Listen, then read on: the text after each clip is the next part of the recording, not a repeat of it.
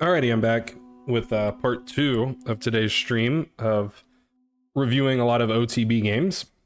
So I had about a 2-hour break there to teach a class, take a nap, have a cup of tea, and I'm energized, in theory, for 7 more games to review. But I reviewed the first 3 in like 1 hour, so yeah, I mean we can knock these out in, 2-3 hours. Devote a little more time to each game maybe than I did in the first part. Maybe not, we'll see. So okay, let's go ahead and jump into it. First, let's fix these coordinates, because some people don't like the big numbers and the letters. I like to use that when I'm teaching classes. It helps the kiddos. So the next game is round 4 of the Alabama State Championship from 3 weeks ago. Why does it say? Okay, I don't know what to do with that was. Anyway, so round 4 was against Valerie Hodgson, who has been playing chess in Alabama for a very long time, but I had never played her before. She's in the Alabama Chess Hall of Fame. So let's add our data here. White was me. My ELO was 1782. Black was Valerie Hodgson. And her ELO coming into the event was 1500 on her rating floor. Yeah, she's also, in her older years. I couldn't say exactly how old she is. I'm gonna guess in her 70s, but I am not sure. But yeah, I think this was a pretty good game. How's it going, Chilato? This is the only, or well, one of the 2 games that I had already input into the study, so that should tell you how I feel about the game. It was one that I wanted, that I was happy enough with that I already looked at it. Okay, that looks good enough. All right, so I've already got the game input, which helps quite a bit. But let's get the score sheet up just in case. So I played a Queen's Gambit, as always. How's it going, Mad Quick? Yeah, I'm doing chess today, reviewing some OTB games from the past month. So this is from the state championship, Alabama State Championship, Labor Day weekend, so like 3 weeks ago. So it was a QGA, Queen's Gambit accepted, which I don't know if I've ever had over the board before. I've had it online, hundreds of times. And I like to play this line that I started playing it when I was, very new to chess. And I started playing it as most, noobs do. I picked my openings based on, traps that I was aware of. So I played pawn to e3, and there is a trap in this line, which occasionally people still fall for. And it's a fine line if they don't, fall for the trap. I think theoretically knight f3 or e4 are supposed to be better. Makes sense to me that those moves would be better, but I know e3, so that's what I do. And she played b5, which is like falling into the trap. I've never actually seen someone play b5 before they knew the trap. Now, considering that she's been playing chess for, 30 years or however long, I'm sure that she knows the trap. I'm sure this is just like what she does. I've never seen anyone play it, like intentionally. And I don't think that it is good in theory, but, it's not like losing by force. So I played a4, and the trap, which did not happen in the game, is that it's sort of difficult for black to defend this pawn, because if you play a6, then there's a pin here, so that didn't really defend the pawn. And if you play c6, that's really the trap line. Then you get hit with queen f3. I've already shown this game to some students, so there's some annotations. But yeah, there's a problem with the rook there. And the best black can do is give away the knight. to save the rook, but black's still down a piece. So obviously none of that happened, because instead of either a6 or c6, she defended by playing bishop d7 to defend the pawn, which I thought, I mean, obviously it's better than a6. It's strange to me that she went into this line willingly. I would assume that white is still doing really well here. Yeah, I mean, the computer says plus 1.6, so pretty sizable, you know, advantage for move 4. But, you know, again, not like winning by force or anything. Okay, so I took, and she took back. And then I think I basically gave away most of my advantage here, but I mean, I wasn't really sure what to do. I probably should just like develop my knight, develop this knight, you know, just something calm that doesn't really force the issue. I played a move which forces the issue, which I think is totally unnecessary. It's like, you know, why are we really going to such great lengths to win this pawn? You know, her bishop's really bad. We shouldn't just let her trade it off so easily. So this wins a pawn, but lets her trade off her bad bishop. We pick up the bishop. Pick back up the bishop this way. So, I mean, I think that was kind of silly of me. And yeah, like now most of the advantage is gone. It's only plus 0.6, but still good for white because these pawns are weak. This pawn's weak too, but that's only one weak pawn. I have more pawns in the center, etc. Traps are for adults. Yeah, I guess so. Okay, so she played e6. I got my knight out. She got her knight out. I castled. She got her bishop out. We're doing some reasonable stuff. Now with her pieces here, she's got to be thinking about this, which I was thinking of. So I played knight c3, which is prepping e4, which threatens e5. But also, you know, it develops a knight, so like good by default. She castled, and I played rook d1. Now I'm trying to remember why I didn't just play e4 right away. What did I not like about e4?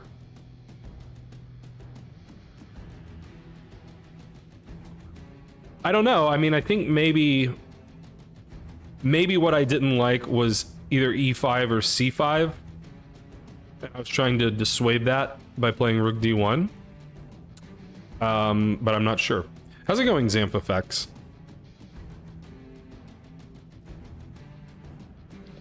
It seems fine to just play e4. So I don't know. What does the computer say? Yeah, computer says e4 is the best move, but it says rook d1's also fine. Rook d1 feels a little more committal. Like there could be, you know, in some instances, you know, we might play e4 d5. I don't know, either file could open up, it seems like, or could just remain closed. So I don't know that we really have to commit the rook to being on the d file. We might be better just to see how this is going to shake out in the center and then decide where we're going to put our rook. But I played rook d1. How's it going, Christina? She played knight b6, attacking my queen. But I thought this was a bad move because I think the knight is kind of, you know, out of play here. 2000? Wait, I thought she just got to 1900. She's 2000 already? Man, Tina would like clap me in bullet now, but I would clap her in, you know, classical. I don't know, maybe not clap anymore. Maybe I would just win normally. Tina's getting good. That's awesome though. Congrats on 2K. That's 2kchess.com too. So yeah, Christina would like completely eviscerate me in bullet. All right, so she attacked my queen, so I moved it. Seems good. She played bishop e7, which I think is a good move because she's anticipating, you know, that bishop's not going to be able to stay there forever.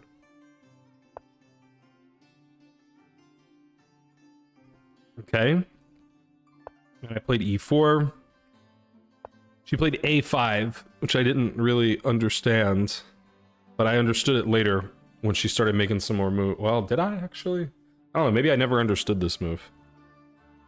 Lee chess bullet is quite horrendous. I don't think I've played bullet in like a year. So I mean, I think, like, I'm certain you would crush me in Bullet. Like, after, like, if we played, like, a 50-game match or something, by the end, maybe I would start, like, hitting my stride a little bit, but I'm sure you would still beat me. Even more games to show. Yeah, 7 more games, including this one. So yeah, I don't like A5. I don't know what that's all about. But yeah, I don't really like the way Black's played overall.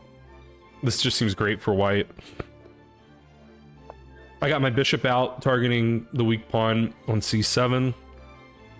She played Queen C8. And yeah, basically what I inferred about this player based on this one game, I've never seen any other games of hers, but she's not afraid to defend. She's perfectly happy to just hunker down and defend and make you prove that you can, like, break through and win. Poker, is poker cultured? I think poker is like the most degen thing you can do, but no initiative. So there were 6 rounds in this tournament, and then there were 4 rounds in the weekend tournament that I just played this last weekend, and I'm going to review all of the games tonight. Okay, so Queen C8, yeah, a little suspicious, but she's getting... Actually, I think the computer says Queen C8's the best move. I would have never thought of this maneuver, but the queen's getting off of the line here, and the queen can actually be good on A6 or B7, as weird as that is. You hate it when people defend. Yeah, you wouldn't like this lady then. She likes to... Believe me, you haven't even seen defense yet. You would not believe how much she defended this game. How's it going, Camel? Welcome back. You're about to see, like... Okay, you see this pawn? You see how that's, like, easily targeted by everything I have? I'm just going to give you a sneak preview. Everything's going to attack this pawn, and everything of hers is going to defend that pawn. And when I say everything, I mean everything, even the king. Okay, not the kings, but everything but the kings.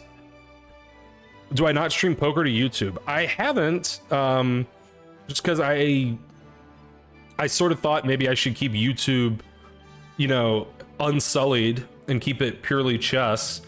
But I could maybe stream poker to YouTube. Yeah, this is just great for White. And Camel thinks it's even better than I do because he understands chess more than me. So, however good I think it is, he thinks it's twice as good. Like, the computer only says plus 0.6. That seems low to me. Seems better than that. But, okay, I played Rook AC1, getting ready to target the weakness here. I could start a poker YouTube channel, then I'd have to, like, change settings and stuff, but I could do it, you know. Which camel do I prefer? On my screen, one looks yellow and one looks orange. I would go with orange.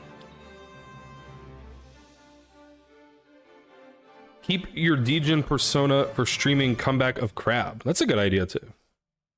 Oh, is it 1 hump or 2? Okay, well, the one that I like is the orange one that happens to have 2 humps, but I didn't even notice that.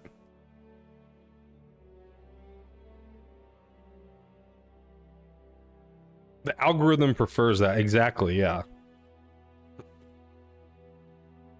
Okay, so she played Queen B7, fianchettoing her queen. Not often seen. And I thought for a long time here. And I'm actually happy with what I played, and I think the computer doesn't like it.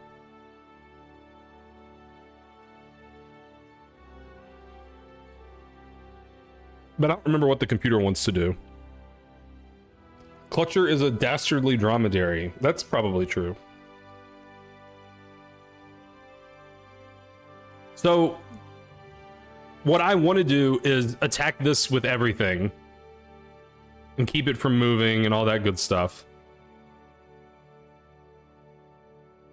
The problem is, I can't really open up the C file when my E-pawn's hanging.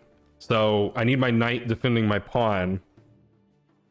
So I played knight e5, which you know, sort of defends c6. I'm kind of wondering, is there some tactic if she plays c6? I can't remember. But more importantly, I'm going to play f3, defend my pawn, and then all my pieces can do whatever they want. you know, my pieces don't have to sit and defend pawns anymore. I think the computer didn't like knight e5 so much, but I can't recall for sure. Let's see, where is knight e5 on this paper? There it is. Okay, wait, I want to see what the computer said. What was that? Thanks for following Sammy Simba. Okay, the computer actually, knight e5 is like one of the best moves. Or h4. Layla suggested h4 in some later position. h4 I don't think ever occurred to me. How's it going, Metal Eagle?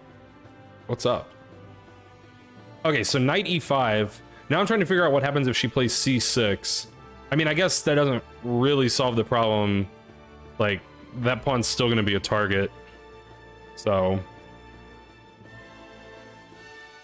should she play c5, like, right now?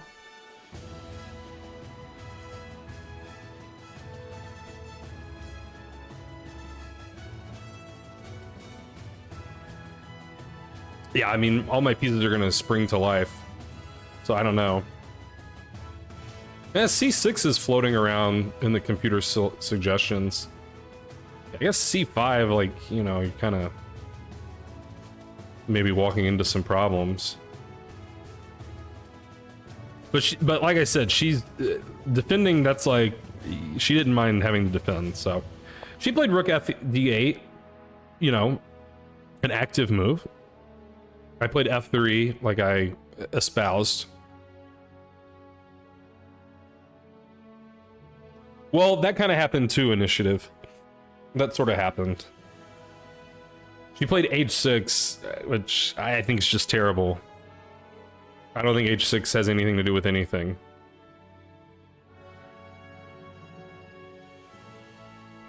I'm not saying I know what she should play, but I don't think it should be h6. I mean, I'm still trying to make c5 be okay for her. Let's see. Yeah, the computer says c6 and it's almost equal. I would think I could still target the pawn on c6. But okay, so h6 seems kind of suspicious. Knight b5.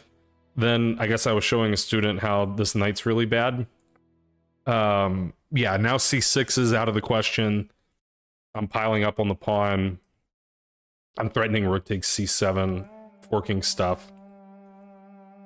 So yeah, now the next handful of moves are, you know, pretty easy. Well, I wouldn't say easy, but, you know, white has a really clear plan, and black just has to sit and defend. 2K subs on YouTube, nice, Metal Eagle, that's awesome. That's not easy to do. I don't even know what I'm at on YouTube, it's probably like 400. I think it's a little over 400. Yeah, my knights definitely did some things. Didn't get to see the end. Yeah, I think I told you about this one, but you probably didn't see the specifics. This was probably my favorite game of the tournament. I mean, yeah, I guess it had to have been, because this game and the game against Christian were the only ones that I won. And this game's probably better than the game against Christian. Okay, so she did something. She defended her... Yeah, this is where she starts just defending that pawn with everything. Okay, so the knight was bad on f6. Now it's doing something, and she got the rook, you know, out before she did that, so that's good. I don't remember why... Yeah, I played knight c6. I don't remember why I thought it was important in this position. Like, the pawn still can't really move. At least I don't think it can. I mean, I guess it sort of just keeps the tempo.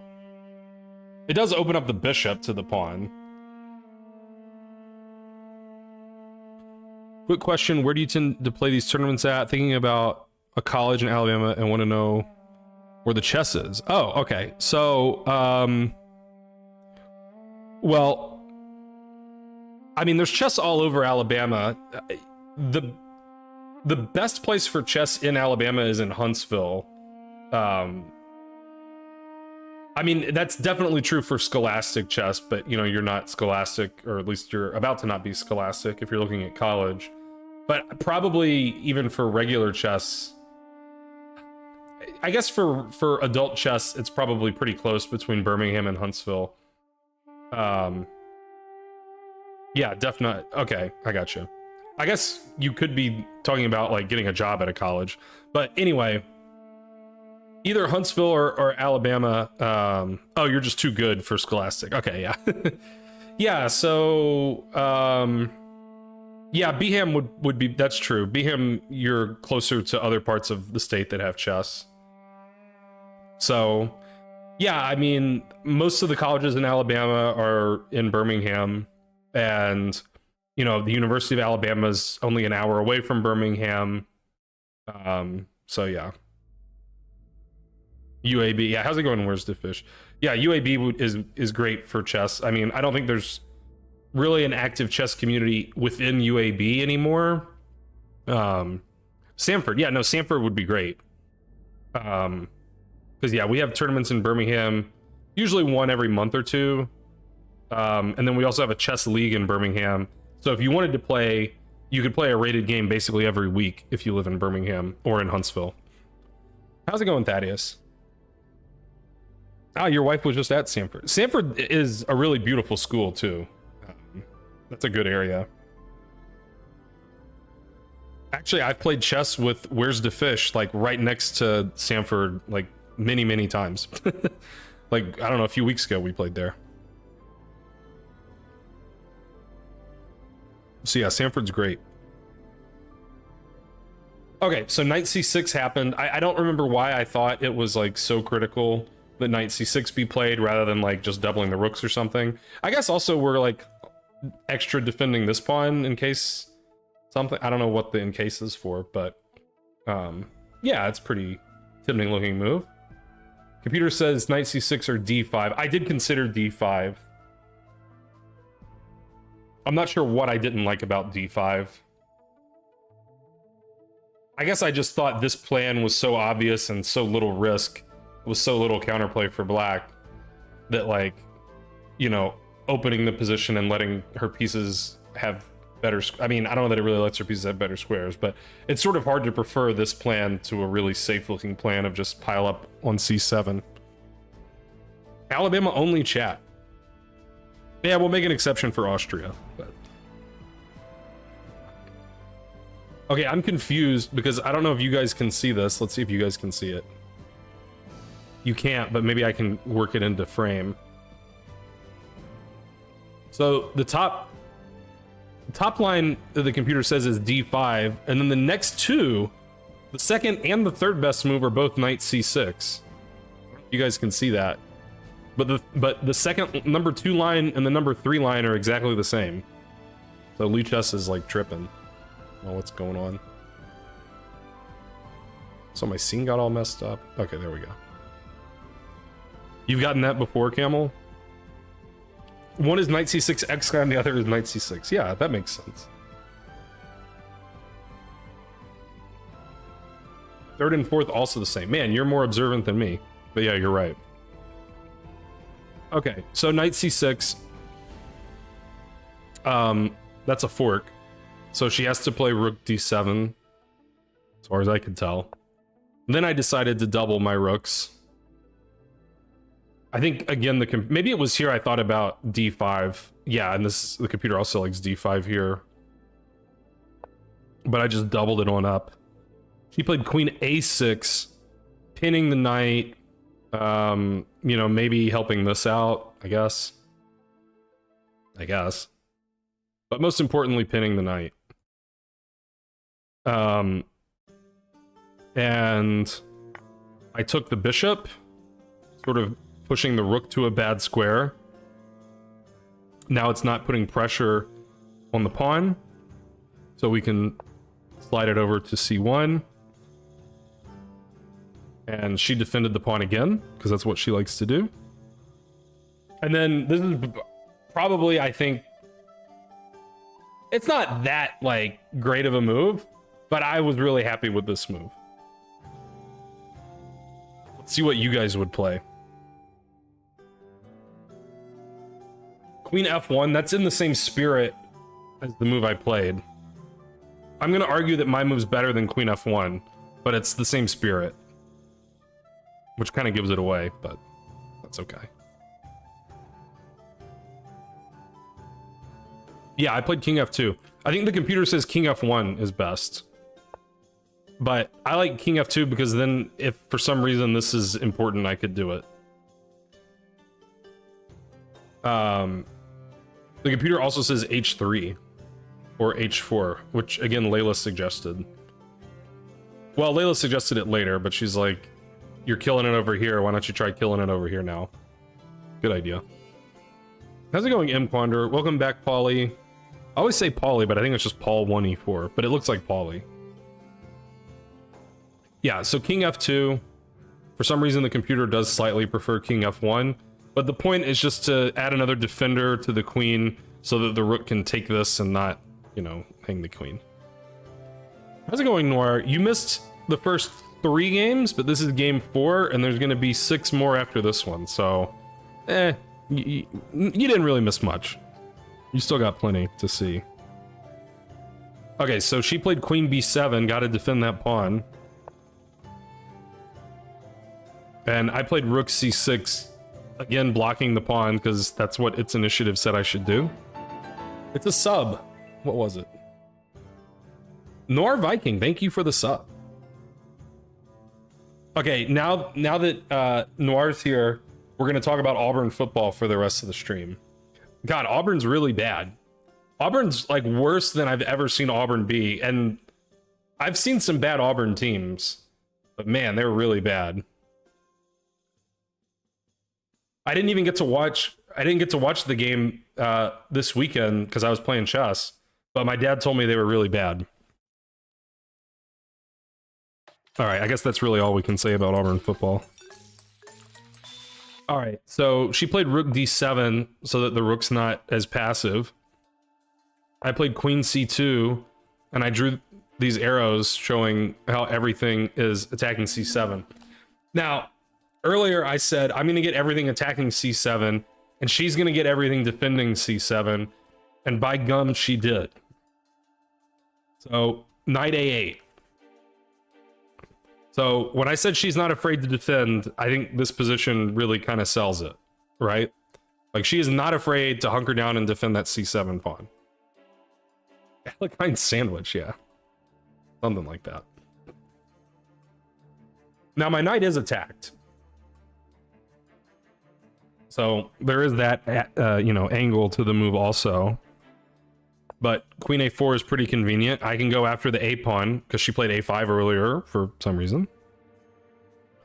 And she played g5, which I think is more desperation than anything. It's kind of like, well, what do I do as black? Like, like it's almost zugzwang.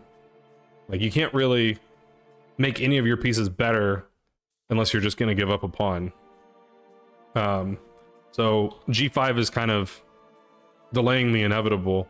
But I think it's really a bad move because that also gives white the option to play h4 later and try to open up a second front, which I never actually did. But okay, g5, bishop e3. Computer doesn't like that. I guess the computer wants to stay on the diagonal. Makes some sense. Yeah, I want bishop e5. I don't know what I didn't like about that. I'm sure I considered it.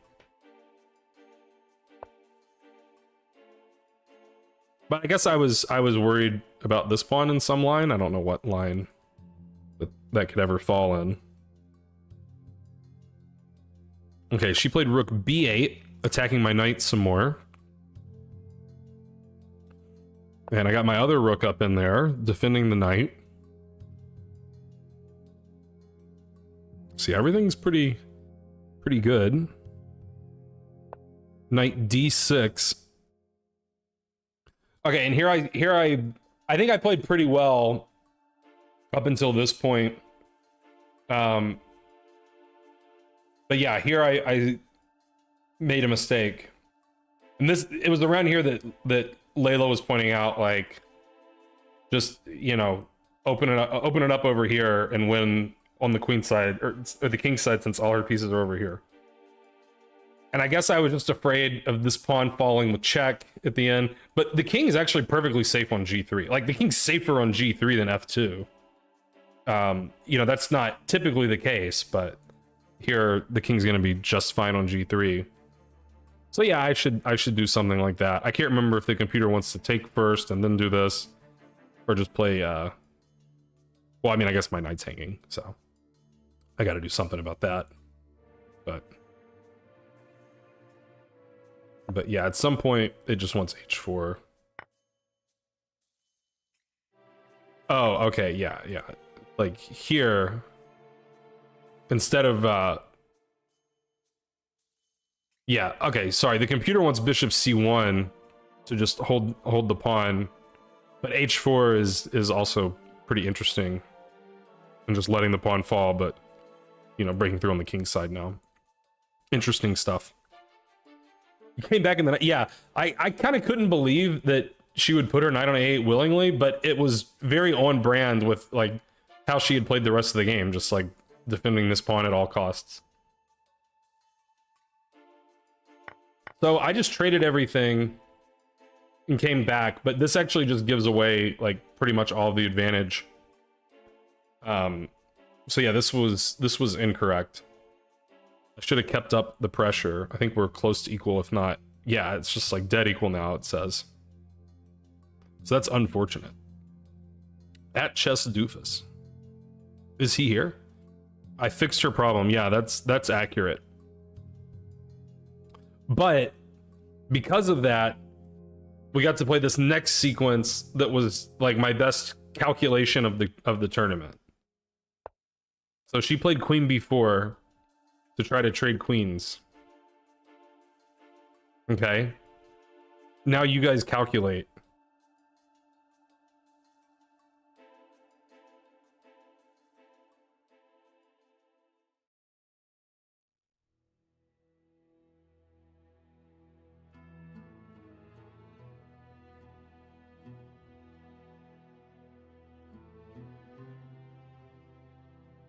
What to do here? You're adding Chess Doofus whenever a knight is in the... Ah, okay, yeah, that's true. That is his profile picture, as I recall.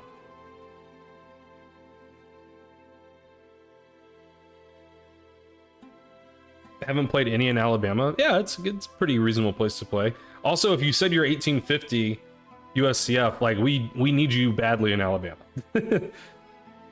Like Chess in Black and White earlier today in this stream was saying that, you know, we need people around that rating range.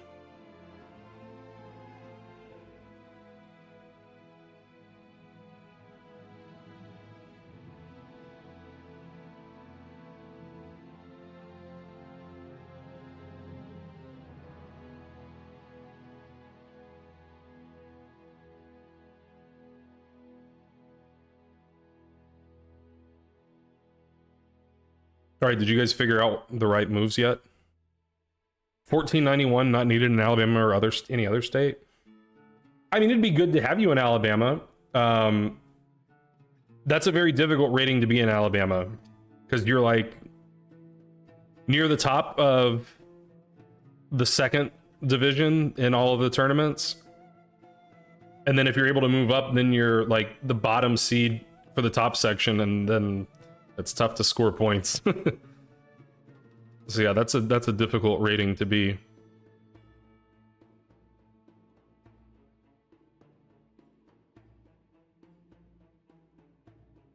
What's usually the top rated players?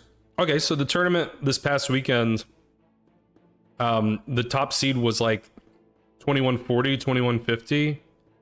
Then the second seed was like a hair under 2100. And then Michael might have been the third seed at 2050, or was there someone else in there? I can't remember.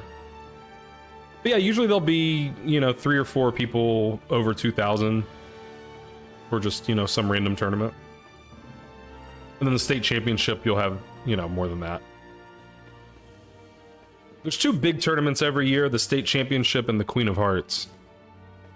That's when all the big boys come out.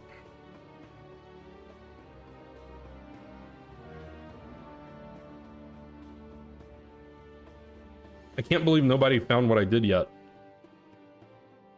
Maybe you guys aren't in the calculating mood. You just want to see what happened. I don't know.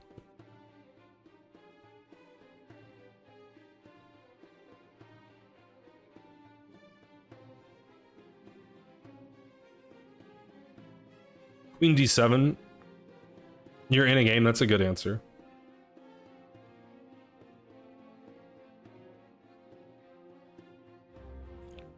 Class C players can't calculate. B3 out of instinct. Can they just take B3?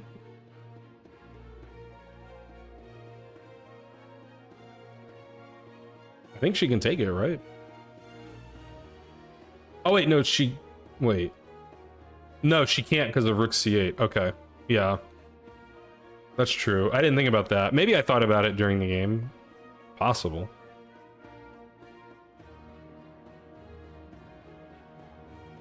But, I mean, B3, Queen A4, BA4, isn't Knight B6 kind of annoying? Or like, eventually our pawn on A4, or just Rook B4. Isn't our pawn on A4 going to be pretty difficult to defend? How's it going, Super Bry? Are we going to see more poker streams? Yeah, definitely. I mean, I play more poker than chess now, so. Rook C8 and the king moves, then you take the queen and the knight hangs.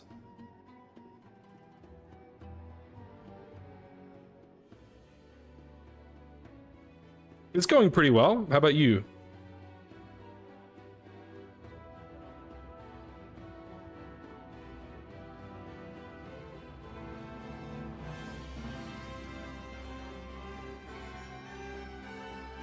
Yeah, I don't know what's wrong with Queen D7. I think what I did's better than Queen D7, but I'm not sure if there's anything like wrong with it.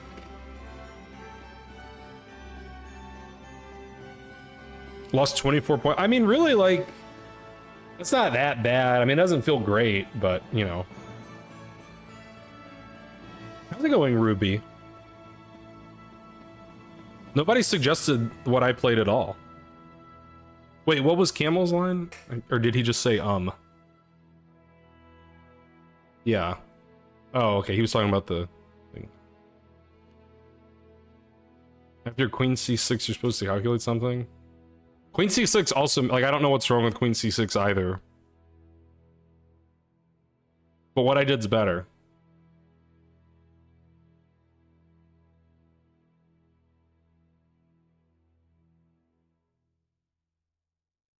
I might try to get poker on YouTube somehow, Zamfafex. I need to think about that.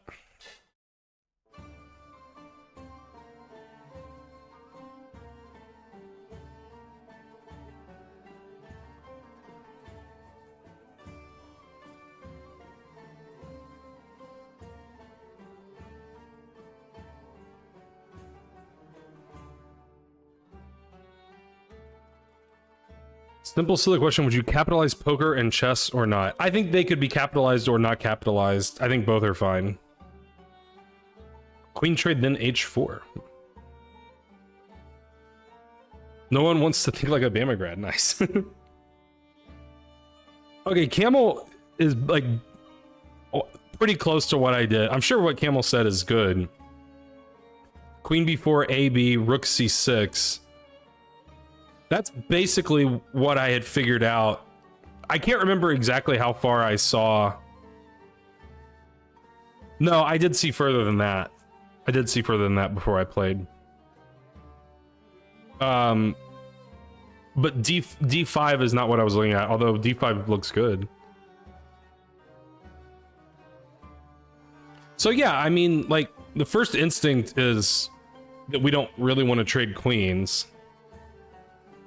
Which I think is, you know, why most of the suggestions were involving, you know, moving the queen somewhere. But we actually can just trade into a winning endgame. So the tactics work out in our favor here because this knight is really stupid. So take the queen, now if the rook takes, then the knight's really stupid, right?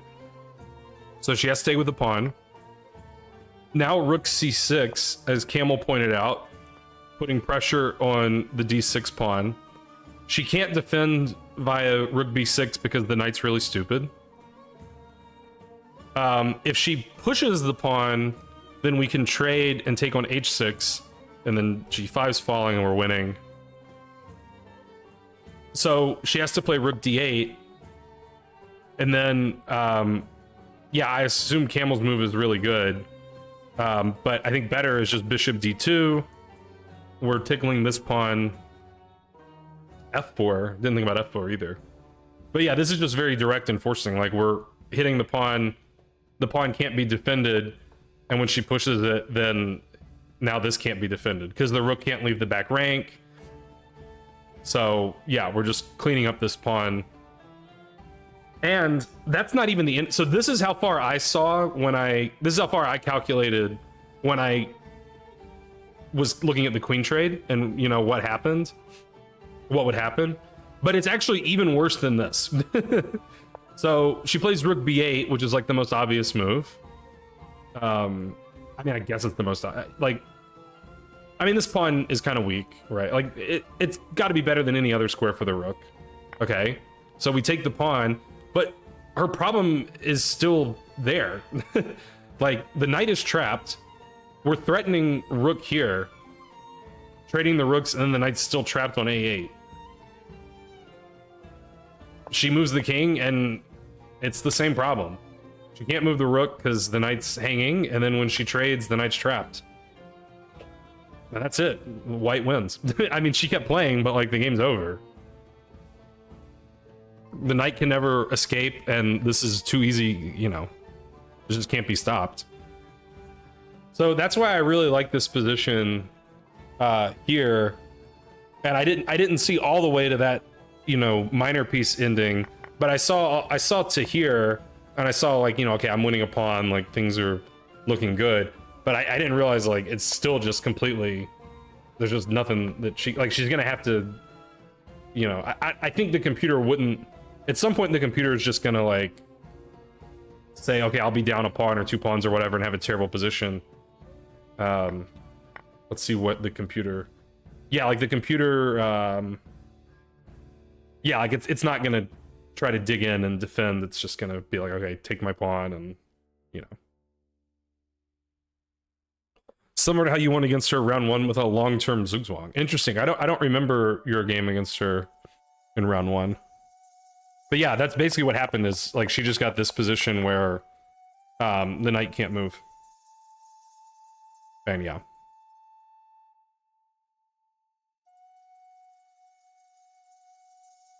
Now she played till mate, which I have no problem with.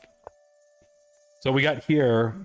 And she finally saved her knight. It took all this time, but I mean, now it's just a king and pawn endgame where I'm up 2 pawns, and this is just, you know, too simple.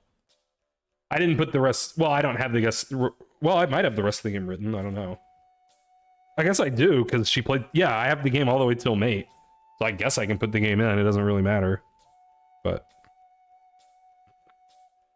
opposition.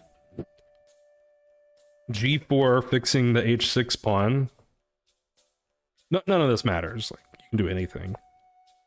H3, Zugzwang. Or something. C4. B4. E5.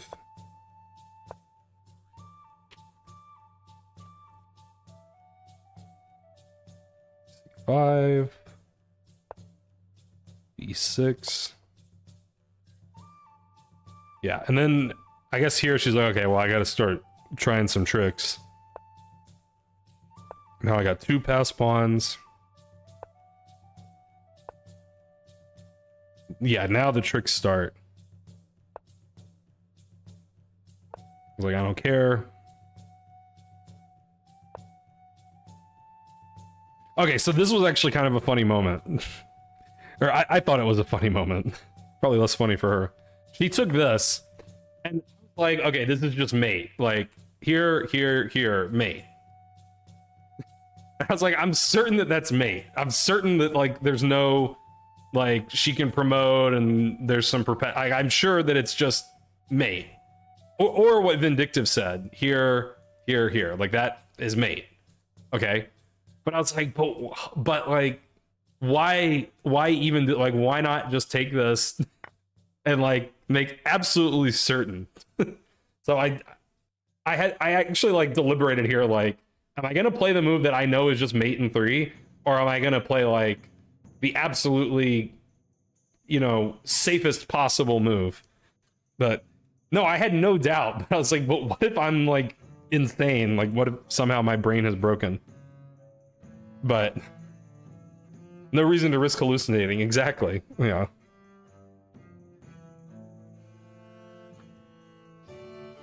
That's what we call doubt. Yeah, I guess that's true. Yeah, so I took this. Yeah, I got this right. Okay. Yeah, then H5, and now I'm like, okay, well, that's one tempo slower, so I don't have to worry. Yeah, and then mate. So that was probably my favorite game of the tournament, because I like I said, I really liked that tactic where, you know, the knight, it just ends up cooked on A8 and the endgame winning. But more than one tempo, okay. Yeah, you're probably right.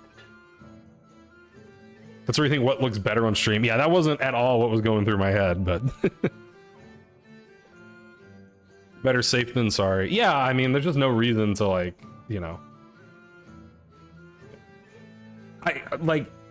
I'm sort of laughing about it, but I think it is, like, I think that it actually is the right thing to do. Like, you know. So.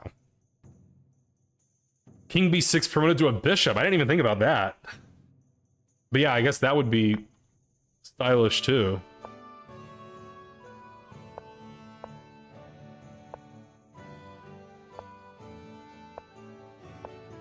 That would be pretty cool. Or a knight, yeah. But promoting to a knight, like, that happens, you know, all the time. You never promote to a bishop. I think bishop's better than knight. Yeah, obviously I didn't think about any of that.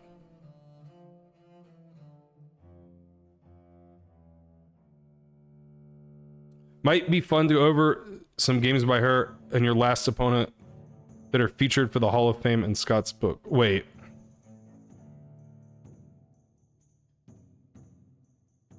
Wait, I don't know what you mean. My last opponent...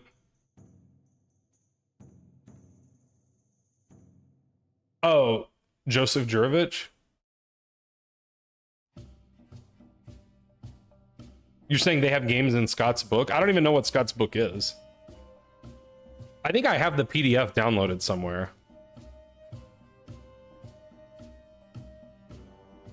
Underpromoted to 4 bishops. Wait, over the board or like an online game?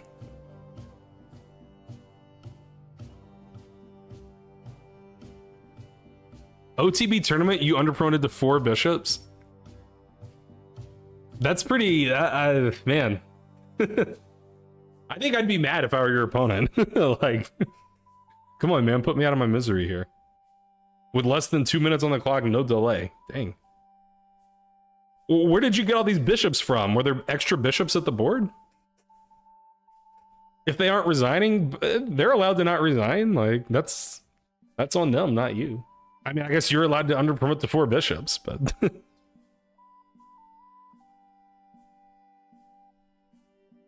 Yeah, Kings of my home state, that's right. Yeah, I've played a handful of Alabama Chess Hall of Famers now. Because I know Bill Melvin's in there. I assume Charles is in there, but I don't know. I can't remember for sure, but I assume he is. And Brent's in there, isn't he? Yeah, because Brent was inducted last year. So yeah, I've played a handful. Oh yeah, and they took that picture of all the Hall of Famers this year. You have a winning record against players who've won state champ 3+ times. I might too. Because I'm +1 against Charles, +1 against Bill.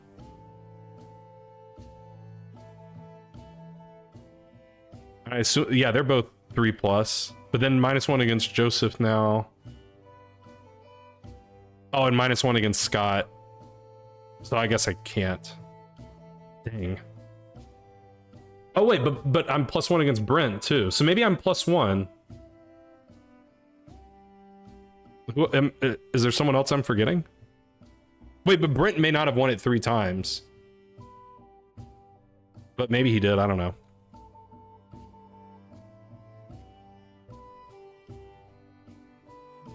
He had an agenda, you wanted to embarrass him. Okay, I mean that's fair. He has, okay. So I think I'm +1 in that stat. That's pretty good. I'm pleased with that. Of course I, played them all, 10 or 20 years past their prime, but that doesn't matter. Matters a little bit. All right, on to the next game. Unfortunately, that was the last good game of the tournament for me. Let's see. I was white in the next game. Do you have any chess books that you'd recommend? No, not really. I'm not big on books, just in general. So I can't really recommend any chess books. You refuse to watch I didn't say they were bad. Well, they're bad for me. This next game's kind of interesting. Yeah, I mean, this next game's okay, I guess. I don't like games where I lose, but okay, let's add the metadata. I was white. 1782. And let's see if I can get this kid's name right. Sure. What is it? Is it Kazanov? Is that what it is? Kazanov? Hey, I got it.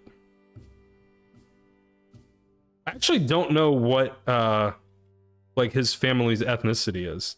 Because I mean it might just be Russian, but it's like the Asian Russian, not European Russian. You know what I mean? Michael might know. Uzbek. Yeah, I would totally believe Uzbek. Definitely would believe that. Soviet of some kind, yeah.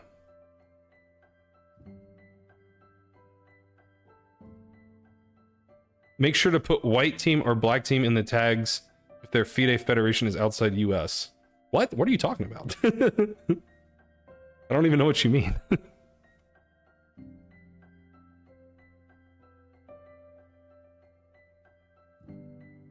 Okay, so I've never actually played Alisher before, but he's a kid around my rating, so it's kind of surprising that we have never... I think I've played him in a casual game before. Thanks for following Ball Legend. I think I played him once in a casual game, a rapid game. But yeah, I mean, I've seen him and his father at a million tournaments, just somehow never actually gotten paired with him before. If it's a FIDE rated game and they have a federation. Okay, but I'm still confused. I don't know what white team or black team means. And none of these games are FIDE, so it doesn't matter, but I'm still just confused on what you mean. But that's okay.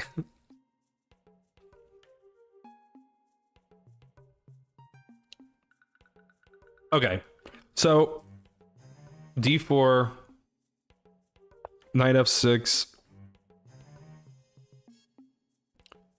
c4, and it looks like I wrote c5. It's either c5 or e5, but I don't remember it being a Budapest, so it must have been c5. Yeah, and it was a Banco. Put black team as Uzbekistan. Oh, I see what you're saying. I see what you're... I didn't even know that tag existed. Well, I mean, he's not... yeah, I see what you mean. But, yeah, I mean, he's not... Like, I'm just saying that, like he's American. I don't think that he was like born in Uzbekistan or anything, but his family would, you know, have hailed, his ancestors would have hailed from Uzbekistan, is all I'm saying.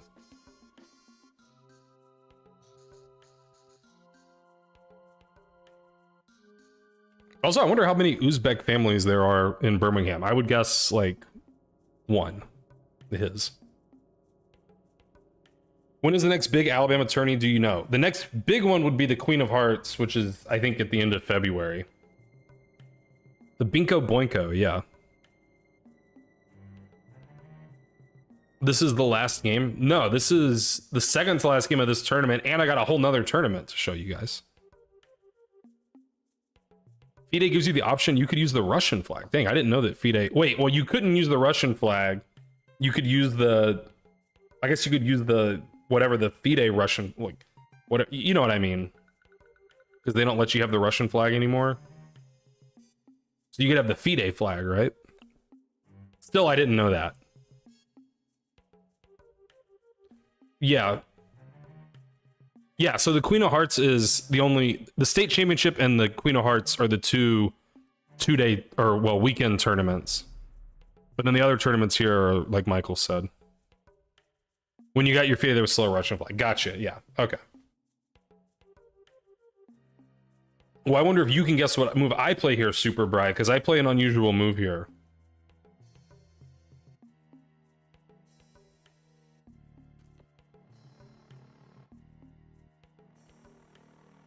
No, I don't play E3.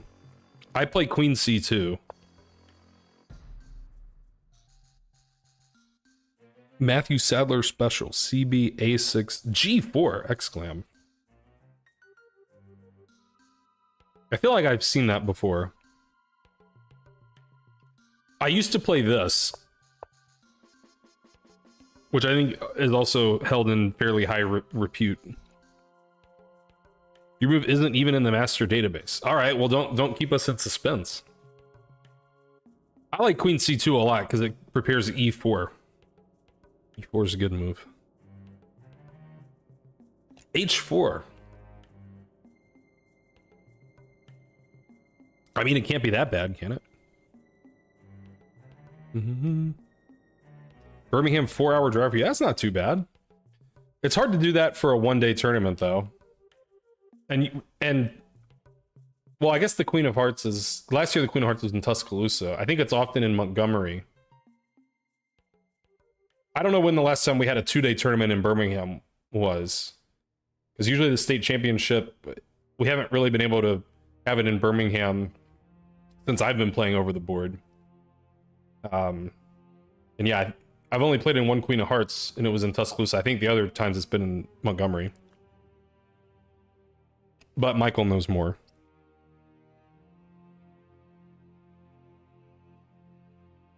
...2018 or 2019 state championship was the last two-day one we had. I believe it. Okay, so Queen C2. And I have some prep that I had cooked up, but I don't remember if I got... I think I got the prep wrong. But he played B4, which I actually don't see that commonly, but I think is a relatively testing way for Black to try to play. Because, you know, he's going to put the bishop here. It's going to be great. Yeah. So I played E4. And, you know, it was a Benoni Benko kind of thing. Like D6, not E6. And I played F4, which I thought was my prep. Now I'm kind of curious. Do I even want to dox my prep? I am curious to see where I left my prep. But I don't know if I'll dox my prep or not. Even though, if I don't remember the prep, then it's not really that important to keep it a secret, I guess.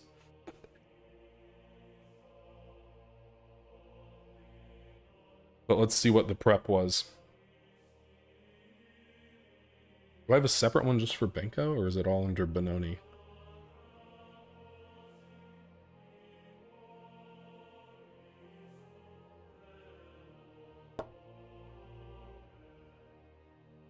Guess it's all here.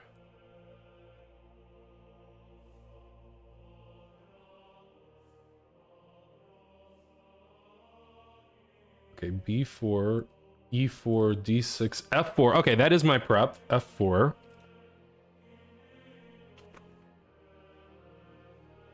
He played g6. Logical.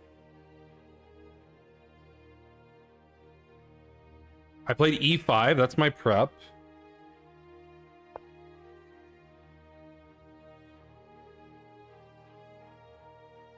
And he took. And I took. Still theory. Man, I have a surprising amount of prep here for me. Knight g4. Okay.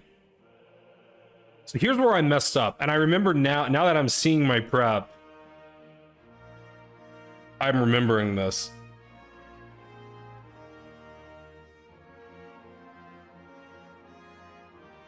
Yeah. Okay, so this is where I just forgot stuff.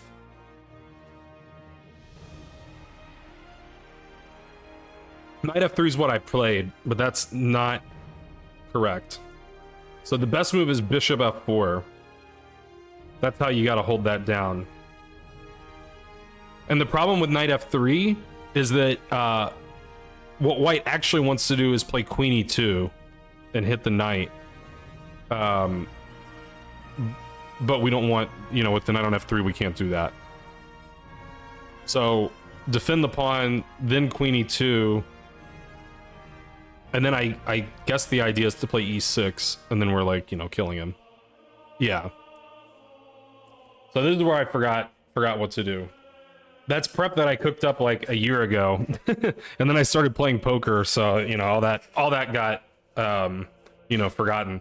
But I remember when I was prepping that line, like bishop f4 was always the move that like isn't logical, and you kind of have to struggle to remember that. But yeah, so that's the secret home cooking.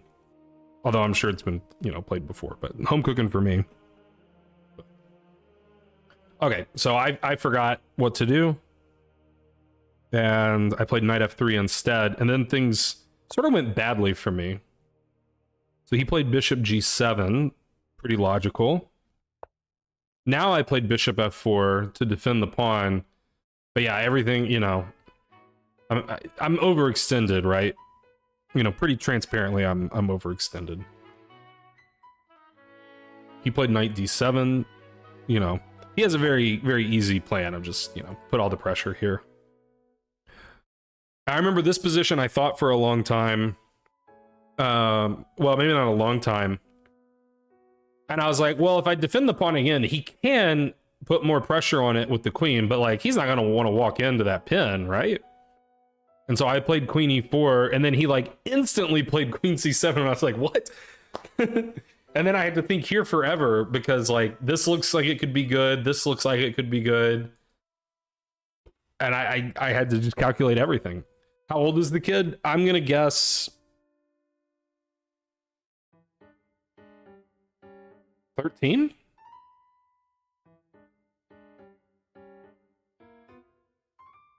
He's not that old, really. I mean, 13? Yeah. So I hadn't thought about it, but really, I mean, he has pretty good potential. I mean, like, he's a good player, you know, obviously already, and 13, like, you know, I know we're kind of desensitized to, like, kids being grandmasters at 12 and 13, but, like, I mean, you know.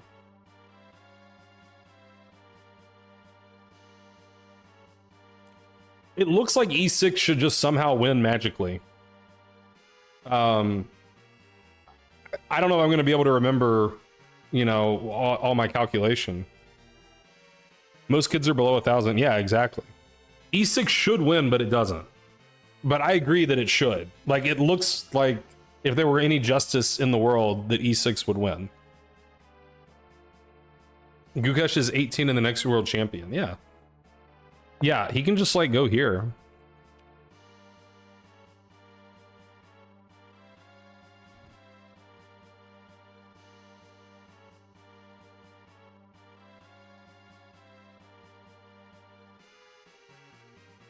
And then, like, it looks like h3 should do something, but then he can take first and then go back, I think was my calculation. Although the computer says h3 f5, which I'm sure was not what I was thinking.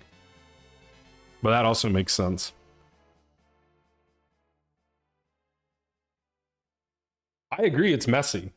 I mean, actually, the computer says it's good for white, so did I do something wrong? It says knight d f6. I don't know if I have no idea if I looked at that or not. I mean, that... I don't think I looked at that.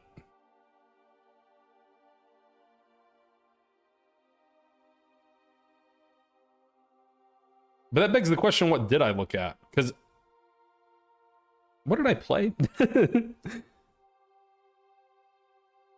Yeah, because I didn't play e6, so... There had to have been some reason I didn't play e6. He's also good at tennis? I would not have guessed that.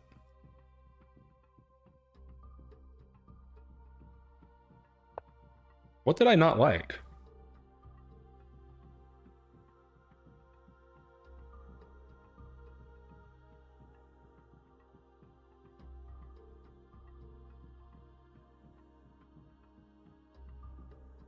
Because, yeah, like, this just looks like it should...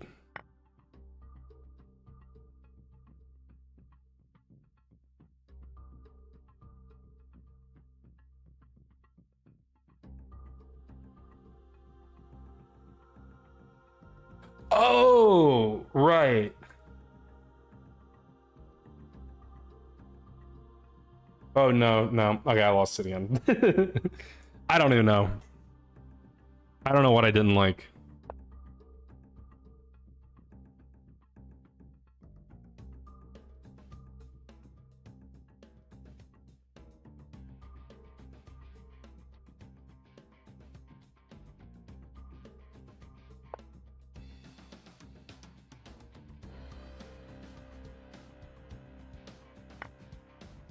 I don't know. How could I not have played this?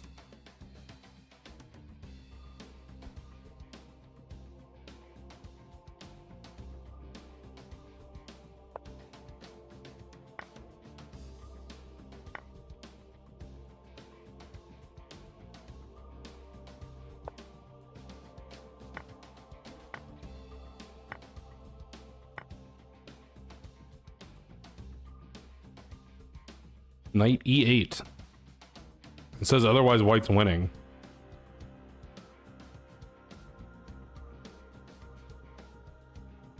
Yeah.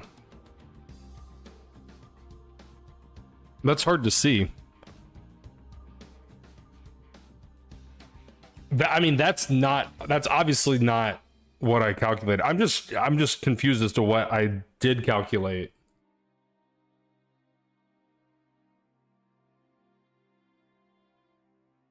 You saw it all, Cheesy? I believe you.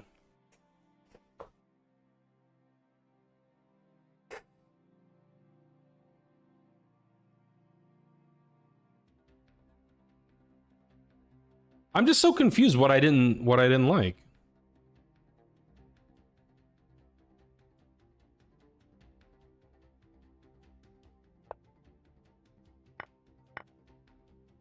Like, did I see this position and just not know what to do? I don't know. Yeah, that's true, Michael. That's definitely true.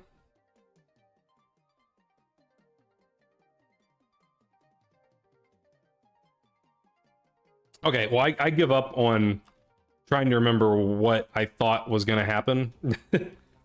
Because I didn't play e6, and it's like the most obvious move on the board. I mean, I also thought this was quite promising looking. Maybe this will jog my memory somehow.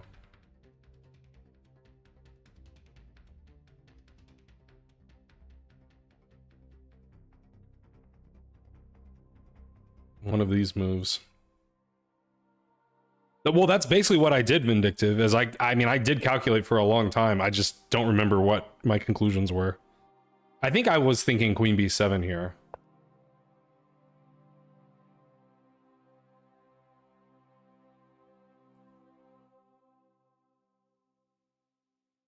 Okay.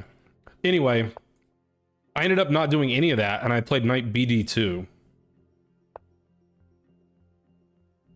which still doesn't help me remember like why I did any of this, but but okay, that's what I did. I played knight BD2.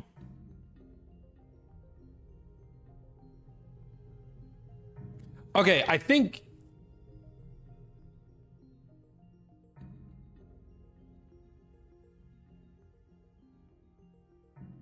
that it wasn't that I didn't like E6 or D6.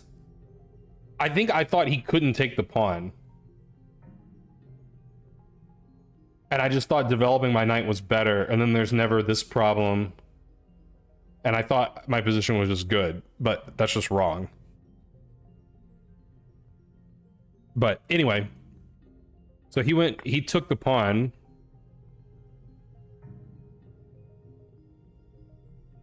And then, yeah, I think I thought that I could take and bring this knight here, and that was good somehow. But then when we got here, I just played bishop e2. I don't know, man. And okay, wait, I have something wrong. I'm sorry.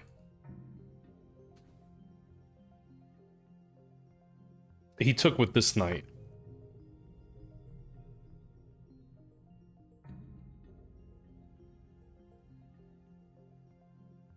Yeah, now it says I should take here and then play bishop e2. No, I don't think I forgot it was check. But I'm still lost. I still don't know what I was thinking, but I played bishop e2 here. And I saw that he had bishop f5, which just traps my queen. And I saw that I had d6. And I think I just overestimated this for white, because the computer says I'm lost. Which sort of like makes sense based off of how the game ended up going. But I think I just overestimated my chances here. The computer says he should play f5, exclam. I'm sure that I did not consider f5. Bishop f5 is also winning. d6 is pretty much forced. And we traded.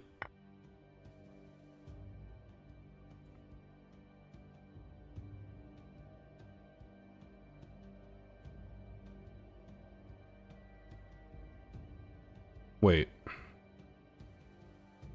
I'm so confused.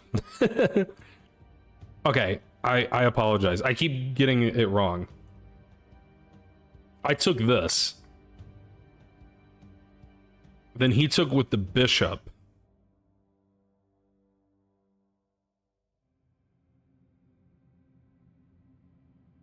Yeah, I don't know. I mean, I know I was calculating stuff. I thought taking with the bishop was better, but I don't remember why I thought taking with the knight was wrong. I don't know, man. Obviously, I can't remember anything. Now I played d6. Now we did this. Right? I wrote bishop e5, but then I wrote dc7, so I'm guessing it was bishop e4, dc7.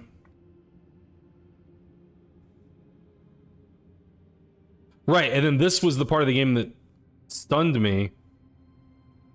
Because when we got here, I realized he can just take b2 and my rook's gonna get trapped. Like, bishop b2, rook d1, bishop here. And then he didn't do that. He played bishop b7, and I couldn't figure out, like, what he didn't like about taking on b2. And I was like, alright, well now maybe I'm back in the game. But I wasn't. Okay, so I took this. King f2.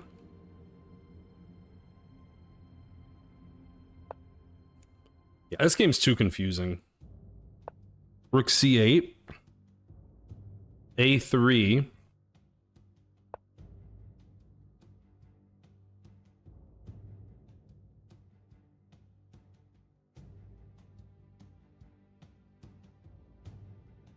He played a5. AB, AB. Like, now I'm not remembering, like, why... Oh, well, yeah, okay. So he doesn't... Yeah, I wanted to put pressure on a7, and he didn't want that. Right, okay. That makes some sense. Knight f3. He took it, which surprised me. Playing the guy that beat Magnus? What are you talking about? Was there someone with the name Alisher or Kazanov that beat Magnus?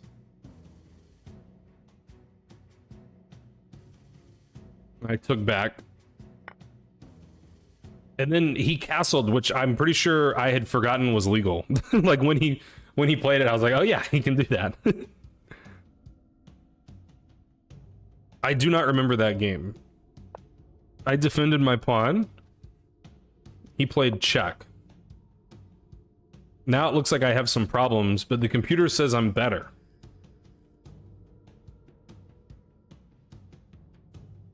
If I play king e3. But then it's like, well, I mean, I guess my king's better there, but I think I didn't like the idea of him taking this with check. So I played king g3. He took the pawn, and I was like, haha, I got him. Bishop e2. That knight's cooked. And then I thought maybe I was doing pretty well.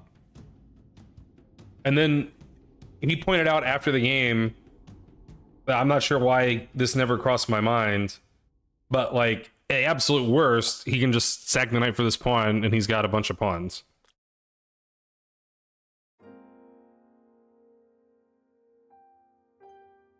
All right, so he played rook a8.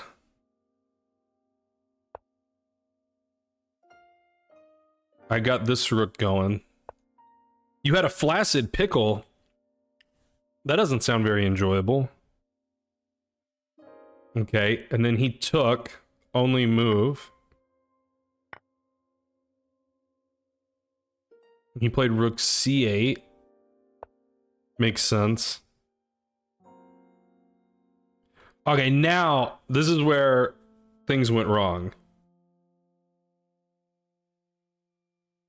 So yeah, this is where, like, I could play rook a2, and then he would take, and I would take, and he would take, and he's like, well, I just have 4 pawns for a piece, so that's got to be fine.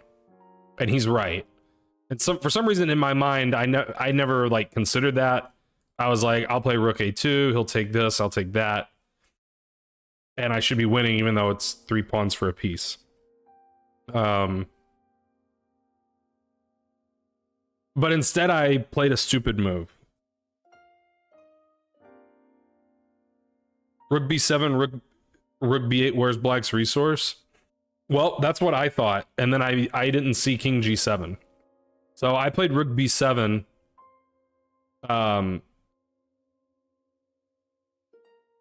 And also, by the way, I thought black's resource was to play knight a4 and here, and lose the knight that way. But that would stop the queening. But that is winning for white still. But I missed king g7. Then I went back, and it says I offered a draw. Which I think is a good draw offer, like, challenge him to figure out what to do. But unfortunately, he found the best move. He thought for a long time here, and I found the best move for him, and I was like, man, I hope he doesn't play this move, because if he does, I think I'm cooked. And then he played it. He played b3. Now I don't have rook a2. So the knight is still trapped, but not really, you know, in a way that we can ever get it. Okay, I played king f4. Gonna try to bring the king over to take the knight. But I don't think this is a good plan. I'm getting low on time, too. I don't remember the exact situation. But yeah, now, I mean, if I walk over, you know, he's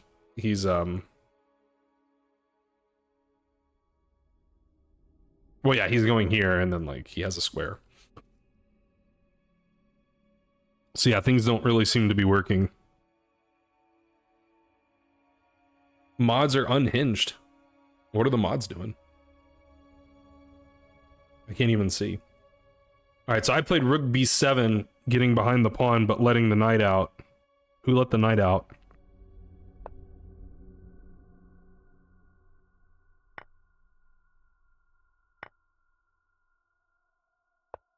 And then that's the last move I notated, but I think yeah, I kept playing for a while.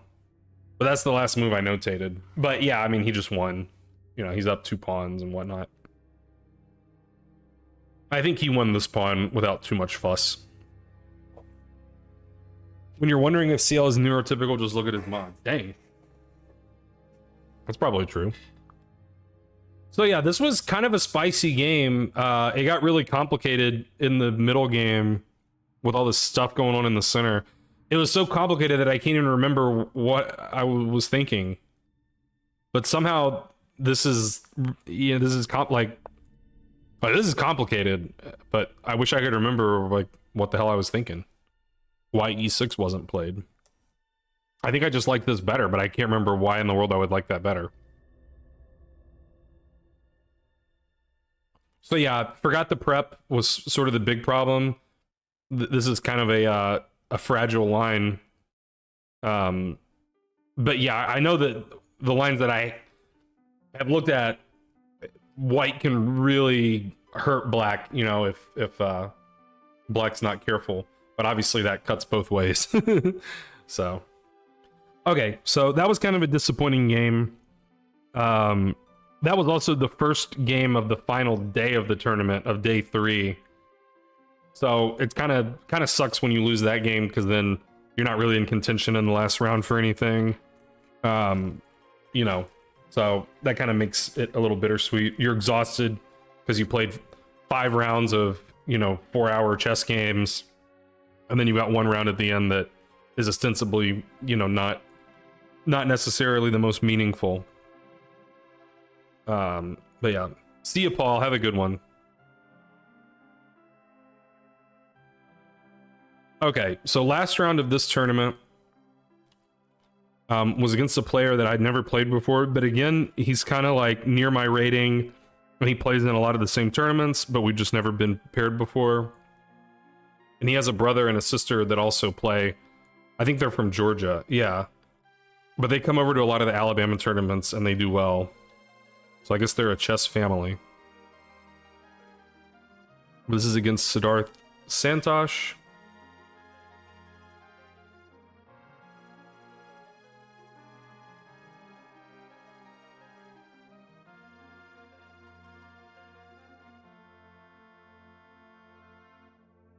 Get everything set up.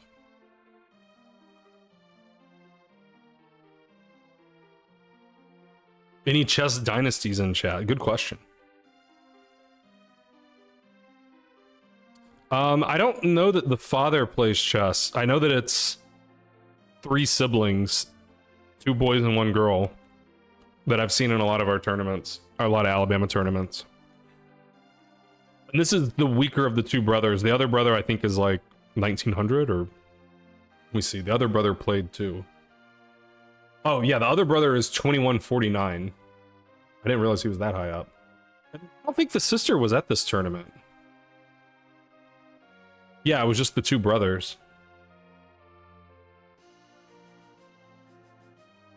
But yeah, so his brother, you know, kept coming over to check up on our game, as brothers do. Okay, so this was another interesting game. Fucking get back to me. We still play the dragon. Yeah, I like a little accelerated dragon in my life.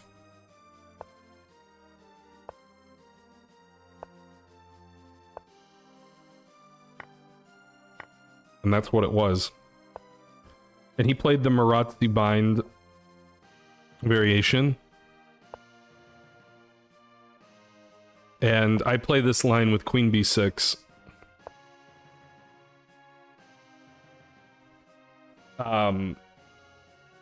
Which looks, I don't know, I think it looks like scarier than it is, unfortunately. But yeah, so white can play knight b5 or knight b3 here. They're both fine. For some reason, I feel like 80% of the time when I get this position, they play knight b3. Is there a forced draw variation here? I don't think so. but maybe, I don't know. He played knight b3. I guess that's sort of the safer of the options. I feel like if I had white, I would be playing knight b5. But yeah, that can get a little more complicated with queen a5 check, is my recollection. Anyhow, he played knight b3. And I know when they play knight b3, I'm supposed to just go back to d8. And then it's sort of an innocuous, you know, his knight doesn't really belong on d3, or b3, but I, you know, wasted a tempo here, so it's not really that much of a gotcha when they just go back to b3. You know, white just still has a comfortable position. He played queen d2. Okay, we played some normal moves. f3, not like my round 3 opponent, who played h3. Yeah, and then this game also got very painful. Probably in part because of this move. And I'm wondering why I played it. Again, I don't really remember. But I played h5, which seems like a bad move. I guess I was worried about g4. But I feel like if you play this way, you're just signing up for g4. Like, that's what you play a dragon, you know, sometimes you gotta deal with that. Yeah, h5 seems really bad. Don't know why I did it. He played bishop e2. Yeah, he just played very, you know, I made some sort of suspicious moves, and he was never, like, trying too hard to punish them. He just was like, my position's great. I'm just gonna sit on my great position, which I think is, like, the way that white should play. So I was impressed. If and when white plays h4. I've had that too in a similar type of position, but it wasn't a Marazzi bind, but the knight was on b3 and they played h4 and I played h5. You're probably right about that. Okay, so after bishop d7, he played rook d1, which I thought was a really good move.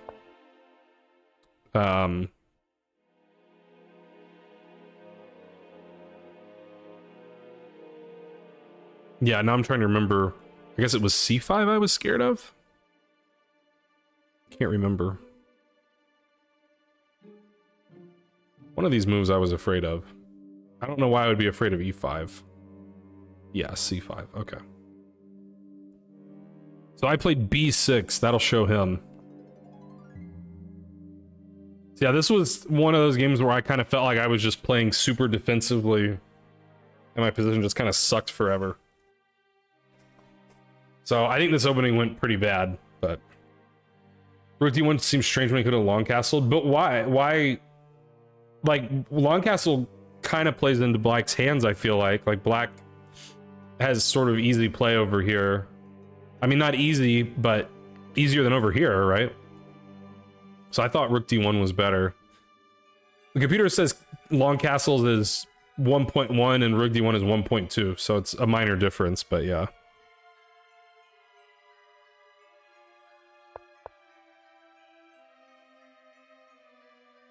All right, and he played knight d4. And I was like, I like trading pieces because I have no space. And he took with the queen, which surprised me.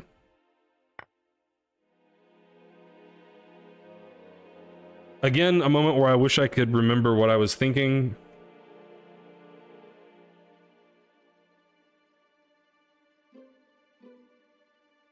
Yeah, what was I thinking? Classic horrible Marat. Yeah, I mean, that's the thing, is like the queen b6 thing works if you can like inspire them to try and beat it. But if they just play like calm, then they just get a Marazzi position where they just, you know, where it's just great for them.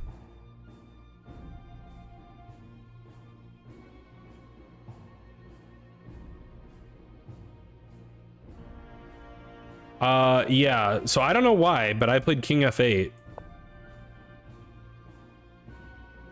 But I don't remember why I played king f8 instead of castling. Seems bad.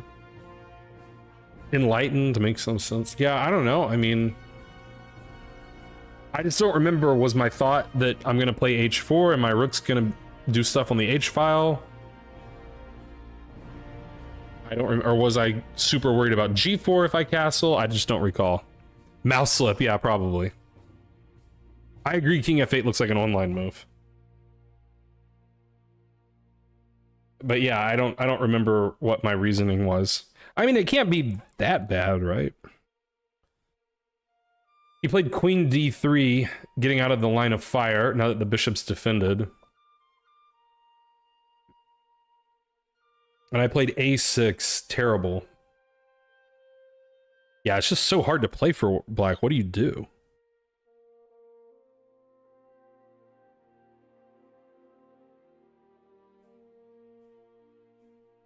Like, I'm very loath to make any kind of committal moves over here. Because in my experience, once you start committing these pawns, then you're sort of telling white where he can attack. H4 makes some sense. That's the computer's top choice. I don't really know what it accomplishes, but... No, this was an accelerated dragon, DK. Instead of h5 long... I mean, h5 was definitely bad. Yeah, I mean, castles is best. Man, I just feel like I very often just get crushed when I do it. But that probably means I need to learn how to not get crushed. Not, you know, overreact with h5. Okay. So a6, I guess the idea was to keep the knight out of b5. There could be some idea of me playing b5, I can't remember. He played bishop d4. Seems reasonable. Bishop c6.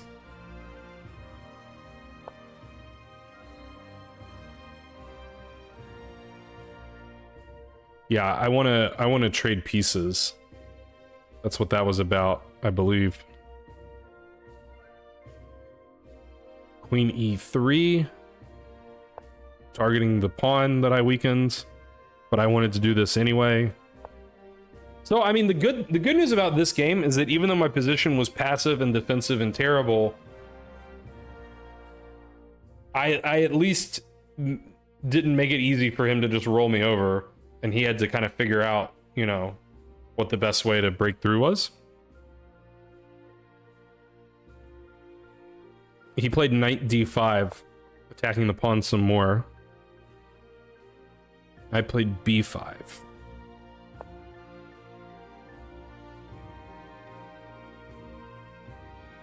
All right, I'm starting to pretend like I have active play on the queen side, right? Didn't hang a bishop on move 5, that's true. Or play an opening that doesn't lose to a pawn storm, that's theory. That's probably true too.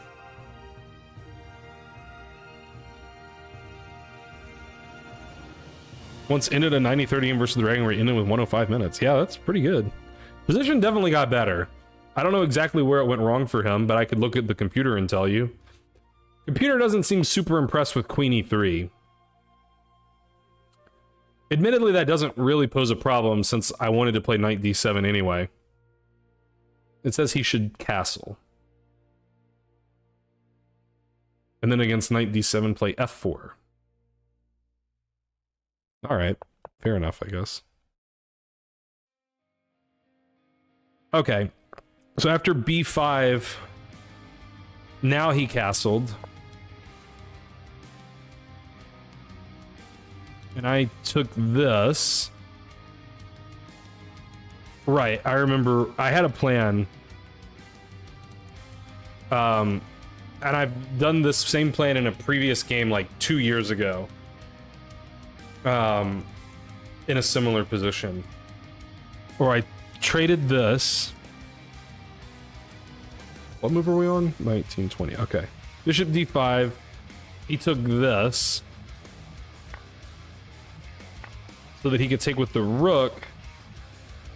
And the point was to get a queen trade. So that was the whole idea with trading all these pieces. Is I had to get rid of these guys so I could play queen b6 after he castled, you know, lining these guys up.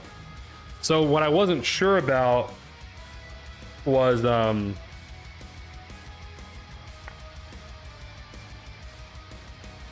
there was some way he could try to avoid it. Oh yeah, yeah. If he just like takes this and then takes with the rook, I thought he could avoid the queen trade, but the computer doesn't like this.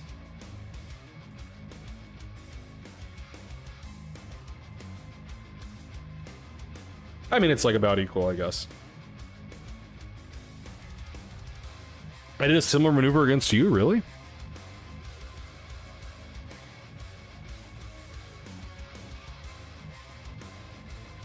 I don't recall that game. I guess I forget the games that I lose. And I remember the games that I win. Still gonna be an in-game soon. That's probably true. Okay, so in any event, I was able to trade everything off and kind of diffuse the situation. Funnily enough, he played queen d4 check really quickly, which like I just didn't even see. Like again, it's not like a, you know, like an aha, it's not a gotcha, but I was just kind of funny. I like didn't even like, it's kind of a cute move. Like I don't think it's very obvious that you can even play it, but it's the best move by far, and he played it like immediately.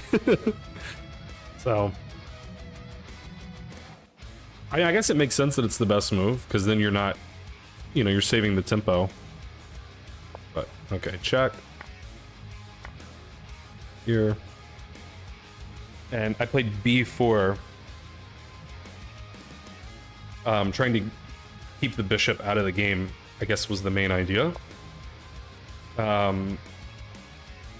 But yeah, he played c5, which I had seen.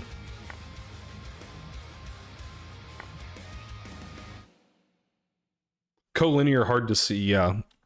That's what Ben Feingold said. a5.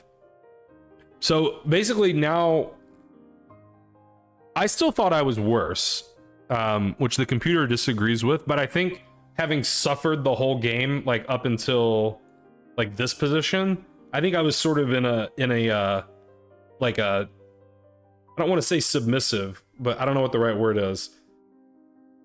I don't want to say inferiority complex, but I felt like I was the one having to scrap and, you know, try to earn equality.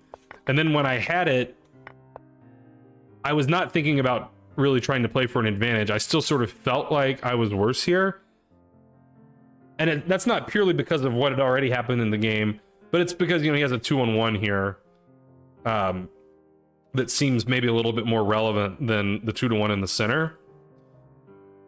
But the computer's just not worried. The computer's like, black's better. Like, slightly better. Back against the wall, but no longer cornered. Yeah, yeah. So maybe I had sort of a poor mentality about the position around here, because I was definitely not thinking about playing for an advantage. So I played a5, and I remember my whole premise was I'm going to try and stop these pawns from moving forward. So I played here. Why did I move the A rook and not the H rook? I don't rightly recall. I think my plan was to play A4. That is my recollection. Oh no, I'm sorry. My plan was to play rook B4. So like I thought B3 was the most obvious move, and I was going to play rook B4. And then I thought we would trade, and then I thought the A pawn was an easy target. That still doesn't really answer the question, why did I use the A rook instead of the H rook, I suppose.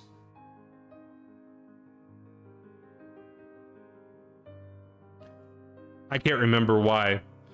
But I offered him a draw in this position. It was the last round of a very long tournament, and I thought the position was equal. Or, you know, pretty close to equal. But I was surprised when he took the draw. So the game actually ended here in a draw. And I sort of felt like I had escaped because I was worse for most of the game, of course. And then I was a little upset when I looked at the evaluation, the computer evaluation later, and the computer says black's better. But I guess it's not, you know, unthinkable that black's better when black's knight is probably better than this bishop. And my king is one step closer to the center. So the pawn on h5 is actually pretty good for the endgame. So yeah, I mean, okay. There is a lot of, like, I didn't really think that the position deserved to be a draw, but again, this is a grueling tournament format. 2 hours per side, 6 rounds over 3 days. And Saturday is particularly grueling because there's 3 games Saturday. So I don't know if other people feel this way. I often feel pretty burned out by the last round on Sunday. I didn't take a draw, I offered a draw. And also I had a, well, actually I didn't have to drive home that day, so that I don't have that excuse. Last round with nothing at stake also, yeah. 4-move draw in the 2018 state championship. The other wrinkle about offering a draw here is if his brother's game was already over, then it's much more likely he's going to take a draw. If I recall correctly, and I'm not saying I do, I think his brother's game was still going, which made it even more surprising that he took the draw. But he did take the draw. Where's my OTB fight? Yeah, it evaporated, you know, by this stage of the tournament. It was first to finish. Oh, okay. I trust your memory more than mine. Okay, so if his brother's game was already over, then it makes sense that he took the draw. He won a miniature. Okay. Yeah, I mean, I wasn't in the mindset of that my minor piece is better than his minor piece. I was in the mindset of this pawn majority is the most relevant part of the game, but I guess that's wrong. I believe it. Okay, well, Michael, his brother drew the last round. So I no longer trust your memory. His brother drew against Isaac in the last round.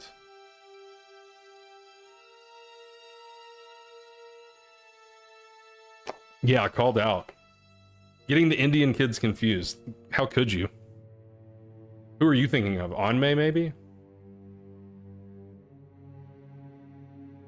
No, Anmei lost in the last round. Anmei lost to Alisher in the last round. Man, that's a good win for Alisher.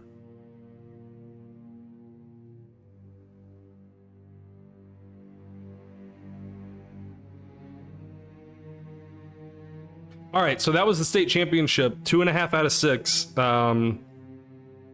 Lost 15 rating points. I mean, I didn't feel terrible about it. It's not fun to lose 15 rating points, but it's not a disaster. The state champion, no one would have guessed, but the state champion was International Master Stuart Rachels, former US champion Stuart Rachels, who was the highest rated player in the field by, I think, 400 points. Okay, not... Ooh, what? No, because Scott was playing.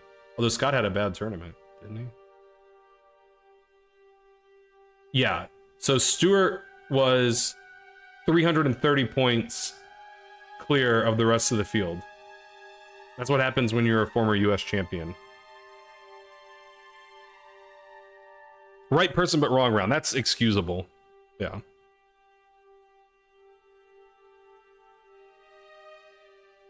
Now, Stuart Rachels actually got upset in the second to last round. The guy who upset him, if he had won the final round, he would have been state champion. Oh yeah, Michael got to play Stuart. Yeah, that's an important task. Losing to Stuart. But yeah, it was cool that he played. That was his first, like, slow tournament in, like, 20 years, I think. Maybe more than 20 years. Actually, probably definitely more than 20 years. But yeah, everyone was excited that he played. Okay, so that's a wrap on the state championship. That's a wrap on the tournament that I wasn't as excited about. Now we can talk about the tournament that I did really well in. But unfortunately, to talk about the tournament that I did well in, That means we have to talk about round 1 first.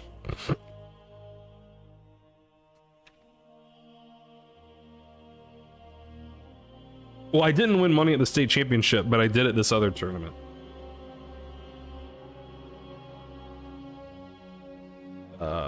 This one. All right, and my class that I taught tonight, I told the kids we'd look at my games, and I asked them, do you want to see a game that I won or a game that I lost? And they voted for a game that I lost. Terrible. So I already looked at this game once tonight. But yeah, so this was a pretty tough pairing in round 1. I was paired with the 2nd overall seed. Michael could tell you more about Steven Graveling than I could, but you know, he's a pretty high rated player. Seems like he doesn't play OTB that much anymore, but I think his peak was like 2150. So I mean, he's been within sniffing distance of NM before, but I guess I don't know. Maybe it's not a you know, super important goal for him anymore. I'm not sure what the deal is, but it seems like he only plays like 1 tournament a year or so nowadays. But he's young. I mean, he's like, I don't know, 20, 21, 22, something like that would be my guess. He might be a little older than that. Okay. So it was in English, which I don't really have great prep against. I usually just sort of pretend like they played D4. But he played it in sort of pure English fashion, not transposing to any kind of QGD or Catalan or any kind of D4 opening. So we got this symmetrical position, which I didn't really know anything about, but I figured it's got to be pretty close to equal. Okay, I broke the symmetry. Couldn't really tell you why I played D6, even though this game was played 2 days ago. Okay, now he plays D4, and we get sort of a you know, a King's Indian kind of a position, sort of. Yeah, I guess it's like a King's Indian. Looks like a kind of position I would have against M. Quander. Well, it's not really a dragon because the E-pawn's here, but more of a King's Indian. I think actually the opening will say, yeah, King's Indian, Fianchetto variation, Yugoslav variation. He's married. Okay, I didn't know that. But yeah, he seems like he's in his early 20s. More active before you move to the state. Gotcha. Okay, so unfortunately, Black has a bit of an issue here, which probably isn't a big issue if I were booked up on the position, but I'm not. So the issue is, how do we develop these pieces without losing something on B7 or C6? And I came up with a plan, and I was able to execute my plan, and then it turned out my plan was bad. So the question is, what should the plan be? And the answer is, I don't know. Knight C6 pawn sack theory. Yeah, I think he mentioned that after the game.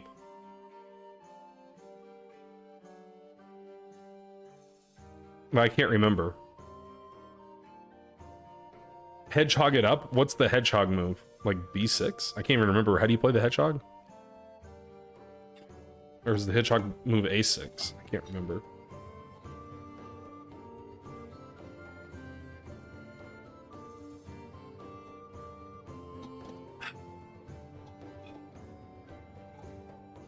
Get that bishop pressuring their knight. I don't know what that means. Oh, you want to move knight F D7. I see. I don't think I even considered that. Crip Hog. How's it going, Blood Queen? Knight C6, Knight C6, BC6, Bishop H3. That's the secret sauce?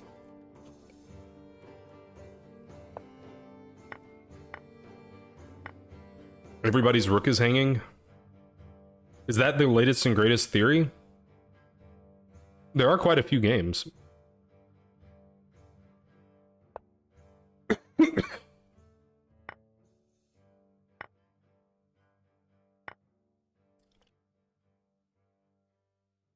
So more common is rook b8, and better scoring is rook b8.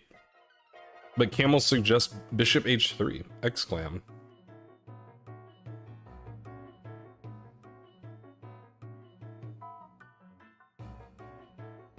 You don't know? All right. Yeah, that win rate's a little scary. A little scary to play into that line. Yeah, the computer gives +1 for whatever the computer's worth. Okay, so Zev said play e6, knight bd7, b6, a6. Aren't we hanging our rook there? We're hanging our rook. If my arrows are all right. Yeah, I don't really get e6, I have to admit. And Camel points out attacking this pawn. Camel works hard over the board, not prepping lines like a nerd. Noted. Yeah, probably. Yeah, I guess you weren't here like 5 minutes ago, Imquander, when I said this looks like a position I would have against Imquander. And he is similarly rated to you, that's true too. Yeah, he beat me like you beat me too.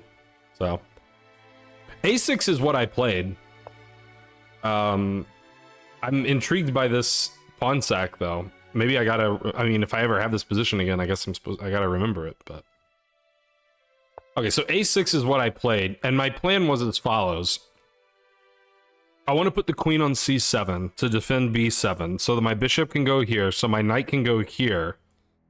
And then everything's good, right? Everything's defended, everything's developed. So that was the plan, to get everything out. And everything went according to plan. So I did everything I wanted. And I was sort of like mentally exhaling here because I'm like, all right, I got like sort of out of it, right? And then he played knight d5, which I had seen, and I was like, I don't care about knight d5. That doesn't matter. And then when he played it, I was like, wait, that's pretty annoying. Yeah, Camel knows what's up. Then I had a long think here. I was like, what do I I actually probably shouldn't think for a long time here, because I don't think there's really a move to consider but queen d8. And I think I probably even well, I guess that's not true. I guess you can consider queen a5. And I guess that's what I was looking at. No, but queen a5, you're gonna get, like, I can't ever take a2 because I'm gonna get my queen trapped in there, I would assume. Or at the very least, it's going to be problematic. Well, I wouldn't say no problem. But yeah, I think I should play queen d8 quickly. But I was thinking too much about what was going to happen after queen d8, but it doesn't really matter because there's not another move besides queen d8. Yeah, I mean, queen a5 hangs e7, right? But we're on a2. So it seems like a reasonable candidate. But I mean, I guess d6 is going to hang. You know, we might hang a pawn on b7 or c6, so yeah, I mean, I think I should just play queen d8 quickly. Yeah, I know, I get it. I'm just saying it's like a line to consider. I'm not trying to say it's the best move. Yeah, so Cheesy, the point is that he's gonna take this first, which tempos the queen. So then when you take back, then he's got this.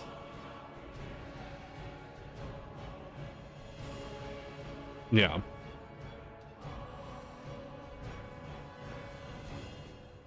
Yeah, well, but I mean, that's kind of like the problem I had in the game was like when I was formulating this plan back here. And I mean, to take it even further here, like I saw knight d5 was legal. It just didn't occur to me that, like, that's actually pretty problematic. Like, I can't just play knight takes d5, obviously. And if I can't do that, then I don't really have a comfortable way to, you know, address this. So, yeah, it's just bad already, unfortunately. He suggested after the game that I could just play knight c6 right away and get this kind of a position. I didn't really want... I think maybe I am a little too hesitant to take on, you know, structural problems like this. maybe it's not that big of a deal.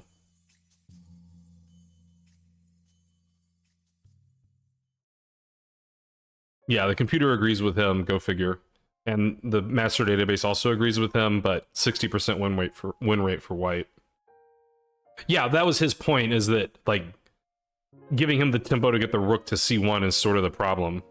So yeah, I would prefer to recapture with the bishop if we're living in a perfect world, but when you're playing black, often you are going to have to make one concession or another. So anyway, we got here and I was like, uh-oh, I don't it's not so good. But okay, I played queen d8. I kind of have to. And then this was sort of the consequential series of the game, because we got to this position, and obviously I can just take the bishop back and the game continues, and I have weak pawns on f6 and d6, and I didn't like that. And I saw that if I take his bishop, that he has this Zwischenzug Desperado to take on e7, and I'm down a pawn in that position, and I still have a weak d6 pawn. But okay, my queen's a little better on e7, and I don't know, for some reason I just talked myself into that was going to be easier to play, being down a pawn, even though I still have the weak d6 pawn. I just made a really bad evaluation of that. I mean, it's gonna be trouble for black either way, because like obviously this is not gonna be fun to work around. But I still picked the worst of the two options. Yeah, I would say shot in the foot is fairly accurate. So we went down this line. And it was basically just a slow burn of a game from here. Like, he's a 2100 rated player. He didn't really allow me much counterplay. Yeah, so I mean, I think basically the reason I opted for this line is that I thought my pieces would get active more easily, but that never happened. So late middle game single colored bishops, a recurring evaluation problem. Are you referring to the Joseph Jurovich game, or some other game that I'm not thinking of? Down pawn and yeah, I think that was maybe my thing too, is like when the GMs play, sometimes they go down a pawn and then they draw, but I think I went down the pawn a little too quickly. Maybe it is a recurring problem. So, I would like to say that this was a game against a higher rated player and that I should learn a lot from the game. But I really think just this one decision, the rest of the game, everything just kind of flowed relatively naturally from there. Not to say I didn't make other mistakes. I obviously made other mistakes, and there's a few things to learn from, but really just this one evaluation mistake, and like, white's basically just going to win if white's the better player, and white is the better player. So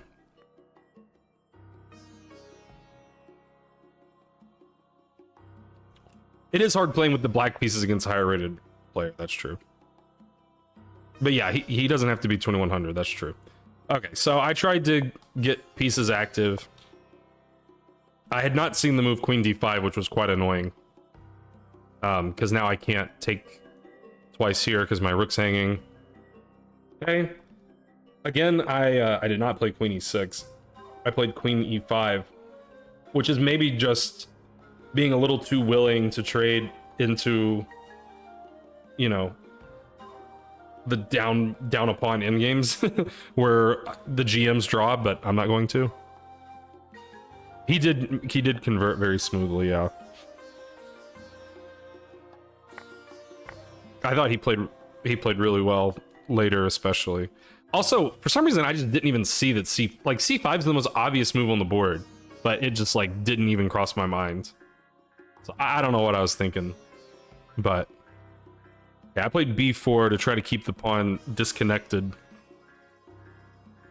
But it doesn't really matter because I'm not really ever going to be able to win the pawn. Okay, I didn't want to let him have the file I thought if he was able to play, you know, rook d7, rook d6, something like this is going to be too strong. I thought in a lot of lines he can just sack the pawn, get the rooks active, and then crush me that way. So I didn't want to let that happen. g4 I thought was a really nice move. Like, if I'm white, I'm never thinking about g4 here. But I thought g4 was like, oh, okay, he's 2100. Right? Like, that was an annoying move. I was so shocked when he played it too. I was like, wow, g4. But yeah, he wants to play g5 and just completely clamp me down. And now I have to decide, like, well, what do I do about it? Yeah, agreed. Agreed. Very high caliber move.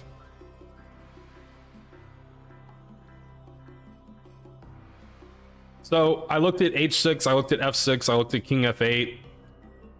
I ended up playing f6, which I didn't like. Like, I regretted playing f6 within a few moves, but I think the computer says it's, you know, I mean, the computer says it's lost anyway, but it's a reasonable move. My king can maybe come to the center, hopefully. He traded. That pawn's gonna be a problem.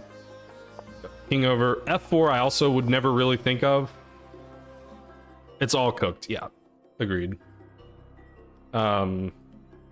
This is the other moment that I think I can learn from. Because I was panicking about the c pawn, right? And I was like, I really need to get my king over to the c file ASAP. I'm not gonna let him distract me. You know. Yeah, I mean, c7 and rook c6 looks great too. Can't argue with that. But I was more concerned with getting my king over, which is maybe not unreasonable. After the game, he suggested that I should trade, keep the pawn symmetric. That makes it harder for the white king to enter. I think that's what I overlooked. Again, not that it really made a difference, but I overlooked that these pawns really need to kind of stay where they are so that the king can't enter the position easily. But as played, I got the king in, and then I took with a pawn, which is terrible. I should definitely take with the king to keep the, you know, keep the king out still. So, but again, I wanted the king over here as quickly as possible. But I can't even do that, because if he ever trades rooks, I'm just gonna lose, right? So, okay, he got the king in. Yeah, okay, and somewhere around here, the computer likes, yeah, the computer likes to play moves that didn't happen. I don't know why it does this. I've complained about it before. But like, yeah, like now it's playing the right move, but then if I go here, okay, all right, it makes me seem crazy, but you guys saw it a second ago. It played king d5, which is its analysis, not what I played. I played h5, and yeah, okay. Okay, yep. And then I resigned here, so. Now that the king's defending the pawn, the rook can go take any pawn that it wants. The king can go here, you know. Completely dead. So, okay, that was the unpleasant part of the tournament. But yeah. Best move in the game was resigning, for sure, yeah. Press up and down arrow instead of side arrow. But I never press the up and down arrow. You're saying I should do that? No, you're saying if I do that, that's bad. But no, I never do that. Okay. So, round 2 was against a player I've played before, and a player I've beaten before. Charles Meidinger. I think that's how you pronounce his name, but I won't promise. See if I can get the scene right. There we go. Okay, so again, he's been playing chess forever. He's an NM who's on his rating floor. He's been state champion many times, etc. I beat him in the state. He was the first titled player that I ever beat. I beat him in the state championship 2 years ago. Did we go in reverse order? No, I've gone in, all the games have been in chronological order.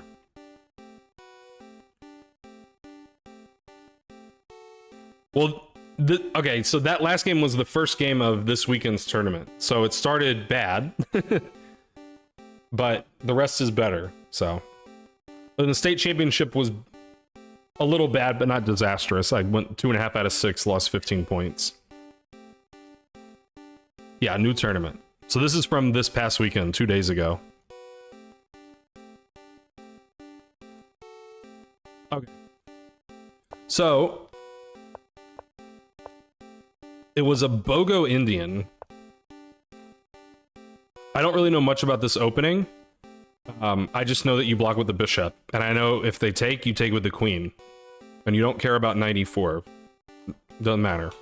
Okay. He played a5. I didn't know what to do here. I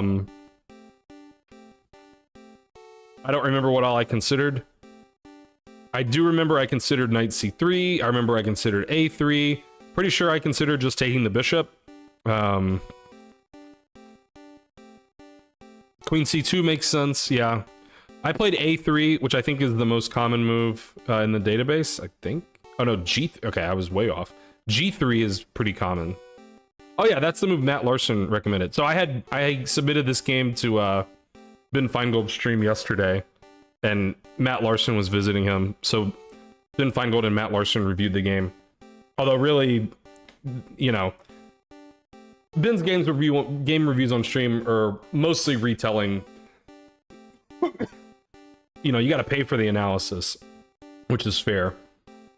Matt Larson had a few interesting comments, and Ben did too. But okay, so Matt Larson was advocating for g3, but he also said that he likes g3 here and not knight f3. But you know, he was kind of kidding around. You've done this against me more than once. I believe it. I believe it.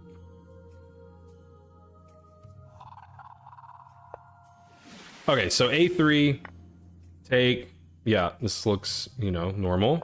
Okay. And yeah, Matt Larson said this just looks like a good version for white. It feels pretty good for white, I gotta admit. Like, white's got more pieces out, white's controlling the center better, white has more space. Feels pretty good, you know? I feel like rook e8's not a good move. Because rook e8 seems to be saying, and also going back, he played d6 here. So he seems to be saying he's going to play e5. But if he plays e5, I'm going to play d5, then the rook doesn't make any sense on e8. So I'm not sure I understand the move rook e8. Exactly the type of position that got you to stop playing the bongo. This isn't... this is the bongo? Dang. Yeah, another autocorrect. E4 and Nimzo is the dream. Yeah, I mean, once I get E4 in, I feel pretty happy. Might prepare D5 more. Well, he played E5, but... You beat Matt Larson in a quick game. That's pretty cool.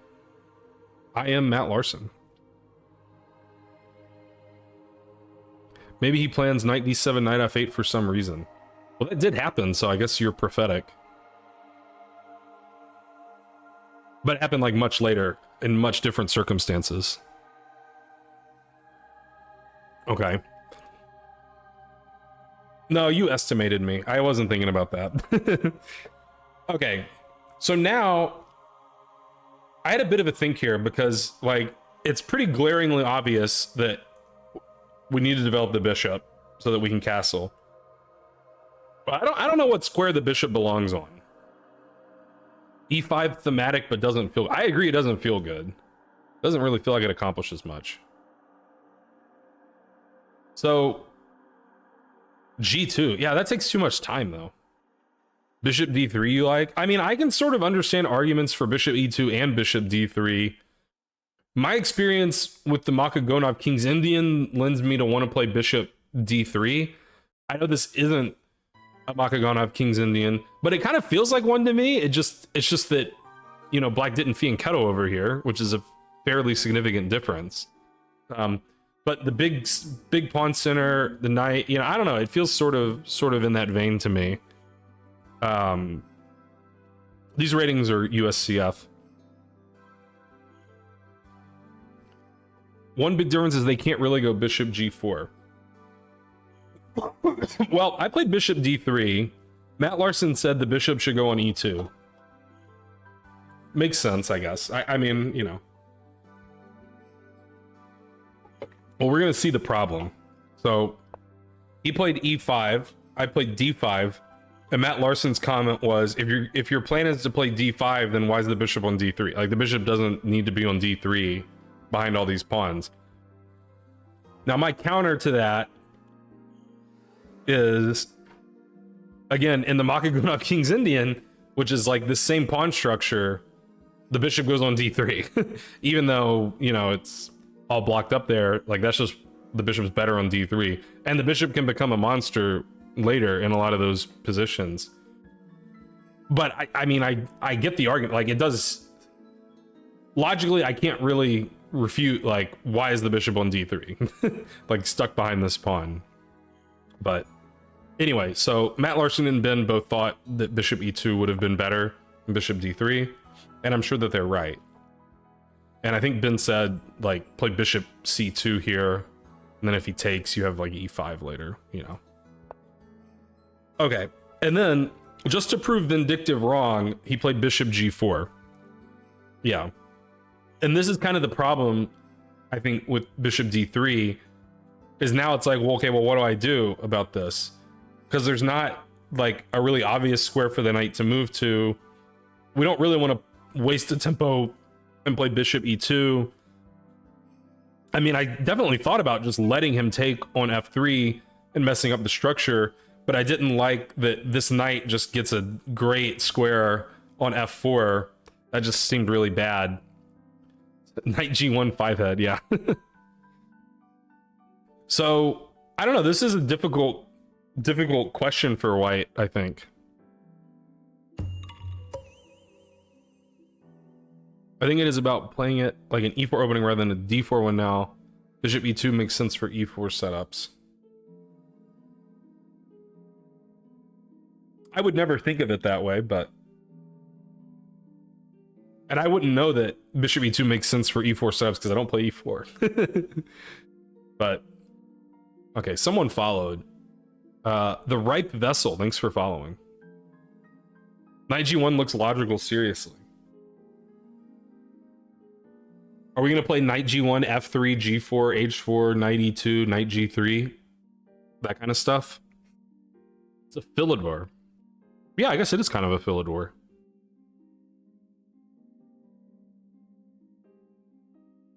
Tall would drool over bishop takes f3. Look, I really wanted bishop f3 to be a thing that worked, but I can't, like, are you guys not worried about that? Because I'm worried about that. Should I not be worried about that? That looks really annoying to me.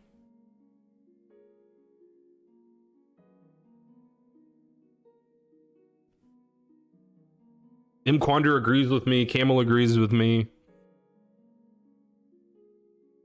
Yeah, I get that I can long castle, but I don't really have an attack, I don't think. Like, how am I going to open up his king? He hasn't played g6, you know? Like, I don't really have a hook there. Knight e2 just to try to kick it away. I mean, yeah. I don't know, man. It seems kind of sus to me. Like, also my experience in the King's Indian, in the Makagonov, your king can get in more trouble over here than it may appear. Black can play c6, b5, and try to open things up over here. Black can do stuff with his knight. So, you know, if you're committing to long castles and trying to attack the king, like, you better be pretty sure that that attack's gonna pan out. Let's see what the computer says, because I don't remember. Oh yeah, the computer says queen e3, which, like, duh, queen e3. Like, queen e3 solves all the problems. It's just such a weird move to play in the opening that it never even crossed my mind. But queen e3 makes, like, so much sense. Knight g1 is the second best move, by the way, Camel. And both of those moves, it says, give white a small advantage. knight g1 to e2, short castle and play on the queen side. Interesting. I would never think to play on the queen side, to be honest. I guess it makes sense to play like c5. Well, I took a different tack entirely. And I'm actually pretty proud of the calculation because I played a move that looks silly, and it is a little silly. And I had a plan that is also kind of weird, and then the computer says my plan is like correct, but it's like it's equal or black's a little better. But anyway, you'll see what I mean. So I played knight g5, which looks kind of like what the hell are you doing? And actually it's funny because this will come back in the next game. Just remember knight g5 for the next game. You hate it. Yeah, I like it looks stupid because it looks like he's gonna play h6 and then like what are you doing? Okay, so keep going, Vindictive. h6, h3, bishop h5. What have you accomplished?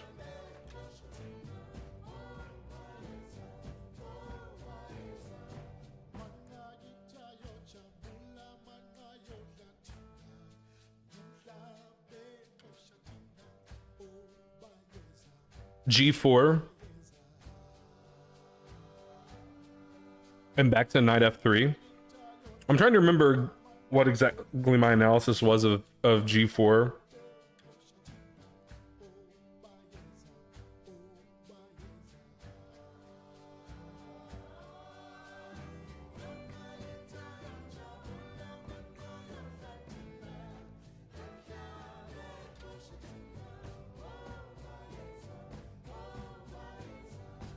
You don't understand knight g5? Well, it is bad. I mean, like, the computer says it's not good. But I had a different plan than what Vindictive is espousing. Maybe knight f3 instead of g4. But then why did we do this? Like, he's just going to take the knight on f3. And we let him play h6 for free. We don't have a g-pawn anymore, so we're not going to, like, play g5. Is the main idea to push f4? In what position?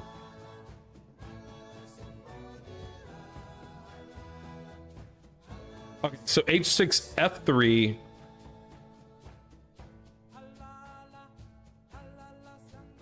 I thought, and I think the computer disagrees with me. I thought in that position he might be okay with just trading because I'm not getting an H file there. But I think the computer does something different. There you go, Mquander. That was my plan. That was my plan. So that didn't happen. Because he played let me make sure there. It's a sub. What happened? Chess Bunzo, thank you for the sub. How's it going, Bunzo? Okay, so where are we? Oh, this is the wrong game. That's why I can't find the move. Yeah, he played knight bd7 like Mquander said, which still didn't occur to me. Okay, so if he'd played h6, first off, the computer says like he should play like knight a6, and he's just like or I'm sorry, after instead of h6, it says he should like just play over here or something, and like he's just better. Like this just doesn't matter, which I can get behind that. Like I don't have a threat, you know. But if he played h6, I was gonna play h3, and then on bishop h5, I was gonna play h4. So I was proud of this calculation because the computer says that's the best line after h6, and when Ben Feingold and Matt Larson were reviewing the game, they were like, whoa, look at this computer line, that's crazy, there's no way he was thinking that. And I was like, I was thinking that. Yeah, it's not a sacrifice, because if he take, the knight's hit, the bishop's hanging. So yeah, I felt really good about that calculation, Even though this like didn't happen in the game at all, but I still felt good about it. Yeah.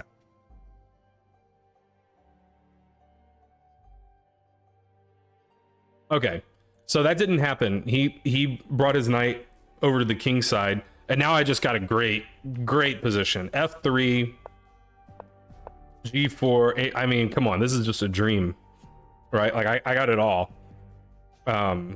Because he let the knight live on G5. And now I can come back to H3 and I'm not in the way. Like, this is just great. Well, what do you want Black to do, Vindictive? What do you want him to do?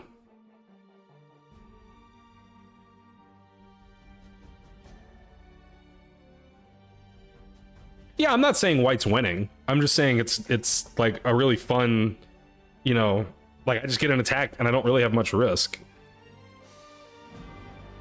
Well, they got to do something. So you're saying knight BD7 was a bad move, I guess. Yeah, I mean, I guess I agree.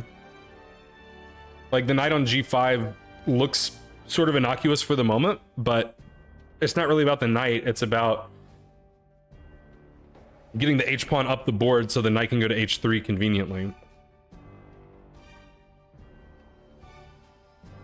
But yeah.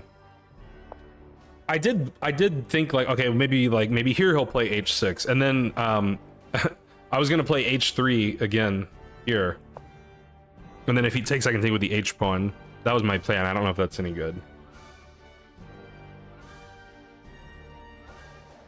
It says just take, and White's doing really well. Yeah, I mean, okay, White is winning a pawn. Sort of hard to argue with.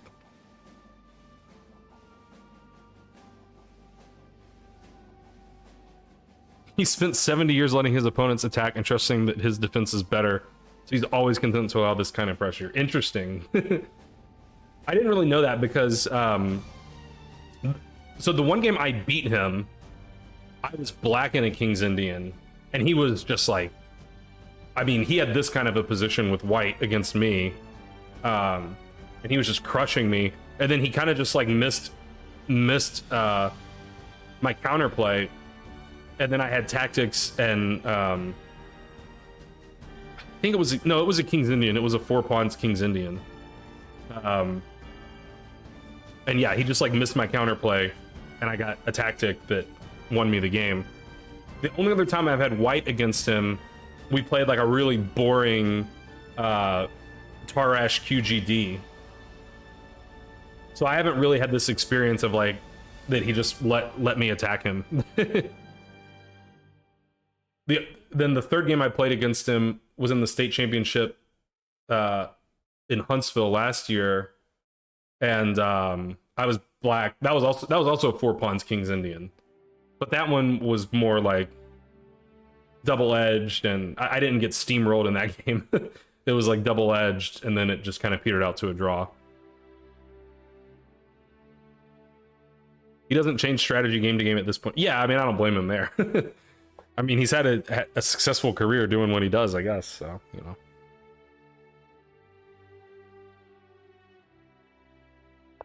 Okay, so, yeah, I got this position, which I thought was just spectacular. Yeah, and then, so, Michael was at the board next to me, and Michael's game ended in this position. And it was Michael and my other friend Christian that were playing each other. And this was right before the lunch break. So their game ended, they went to go get lunch, and then apparently they were like discussing like, what was I gonna do here? Was I gonna move the knight? Was I gonna play H5? Was I gonna do something? I don't know if it was here or the next move where y'all had that debate. But yeah, you guys moved, you know, left at a pretty consequential moment. But, you know, lunch is lunch, so what can you do? Night lines are allowing a big attack and castling into it and playing 25 moves of theory. All right, well, yeah. So this was also a moment that Matt Larson had an interesting comment about. So I decided to play H5. Then he has to retreat the bishop. Trading these pieces is going to be completely intolerable because of the open H file. And then I just dropped back to H3. And I thought this position is just so incredible. Like, look at these pieces. These pieces are awful. And I just have a free hand. Like G5's coming. I mean, I just, you know, it's just a dream.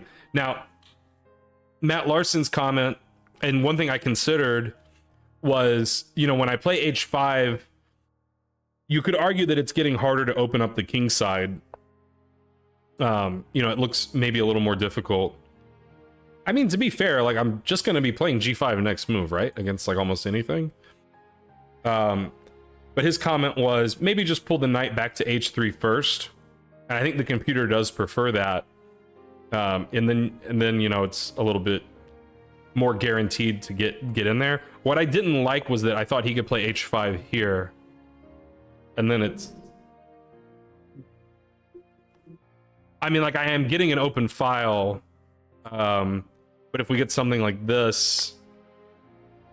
I don't know, it feels a little bit harder to attack, but I'm not sure. But I think the computer agrees with him to move the knight back first. Yeah, and the computer's giving this, and then it says play G5. And I mean, I would agree, like, I would evaluate this as incredible for white, but I would also evaluate it as, how am I breaking through? But maybe that's just the wrong way of thinking. I mean, well, I have F4 at some point in the future. But I also, like, these pieces just suck, and I can play on this side of the board too. So I don't know, maybe that's how I need to think about it. But...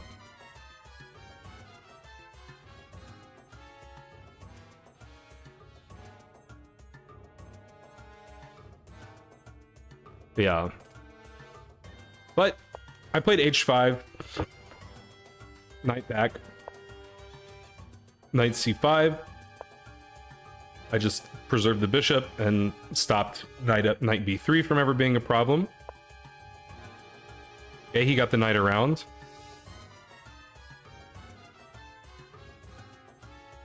I guess he wants to play... well, I mean, I know he wants to play... well, he's kind of helping his queen come into the defense. He could play F6 in some position. Why are we playing G5 soon? Well, I played G5 here because I thought if I don't, he's going to play F6 and prevent me from playing G5. So I thought time was sort of critical here. Yeah. I mean, also, like Queen is Queen H4 ever annoying? Like, if I just long castle, could he ever get away with Queen H4? And I don't know, that looks maybe a little too risky. But yeah, G5, I mean.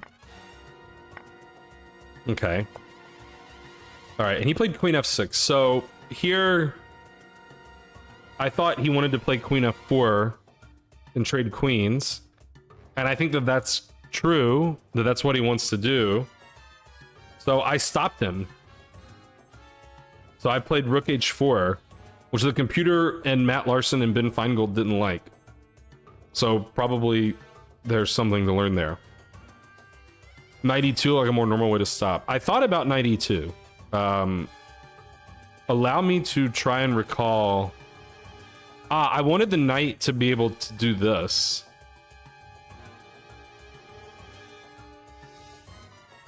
So I think that's what I didn't like about committing the knight. And I wanted the queen to come over here in some lines. So that's why I didn't like Knight E2.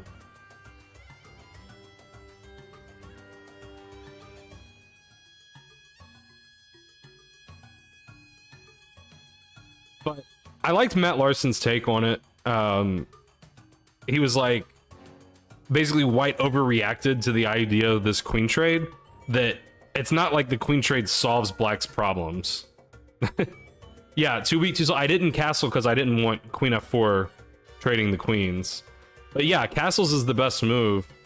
And yeah, like, even getting this, like, black still has a ton of problems. Like, I mean, we can still attack the king. His pieces still make no sense. Yeah, so I sort of overreacted to his idea there. So Rook H4 was definitely a mistake, you know, maybe not quite a mistake, maybe an inaccuracy, whatever, but Yeah, not really necessary, a little too fancy. He played queen h6, and he wants to play f6. Focus on a single win condition, I think, is a good way of putting it. Yeah, definitely.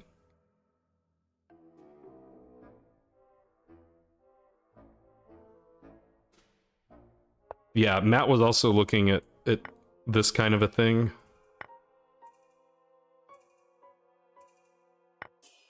I don't know if he went all the way down this line that M. Quander is giving.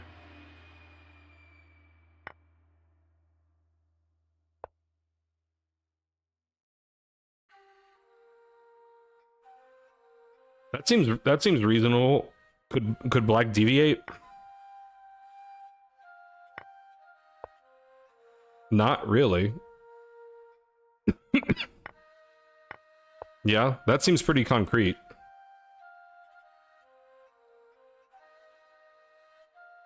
Let's see if the magic computer agrees. I like it. I'm sold. It says knight b5 right away after trading.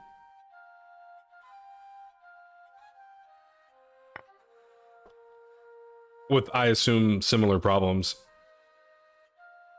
Here the computer plays rook e5. Trapping the knight. Who's gonna find that?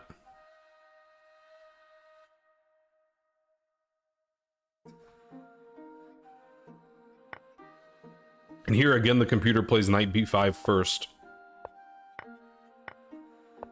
But this is still pretty good for white. Yeah, rook e5 is wild. Okay. So, yeah. Now, this is sort of the fun part of the game. If it hasn't been fun already, I would argue it has been. Been fun for me. I mean, I thought it's pretty obvious he wants to play f6. I don't know what I can, like...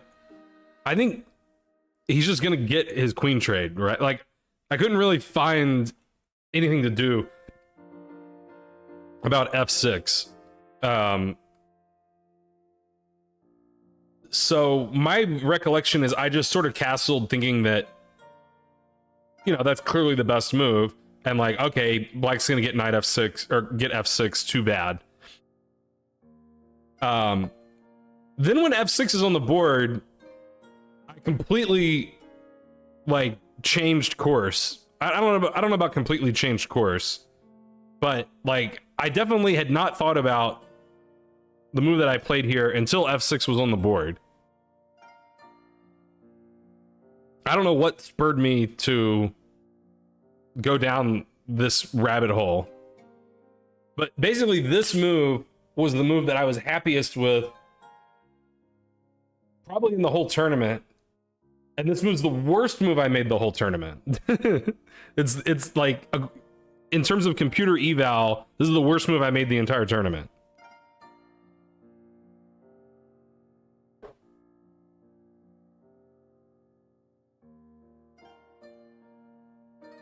F4, B4.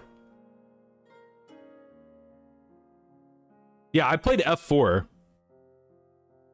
Which is cute, right? It's pretty cute.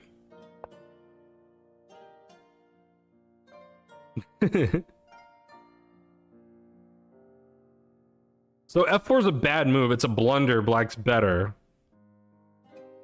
I don't think it's super clear to refute, so I'll give it to you. Refute F4.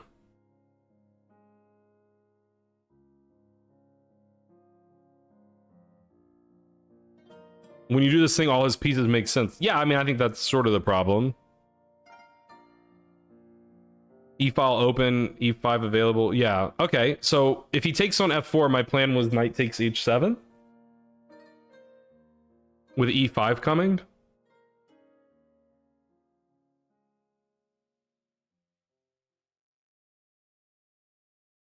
How's it going, knight? They played rook E5. That's funny. Man, rook E5. I wonder if that's legal. Yeah, that's what like convinced me to do it. Like first I saw f4 and then I was like, that's cute, but is it good? Then I looked at e takes f4, and then when I saw knight takes h7 with e5 coming, I was like, okay, I'm sold. Like I think this is just a good move. But it's not. The computer will beat you, or at least get a good position.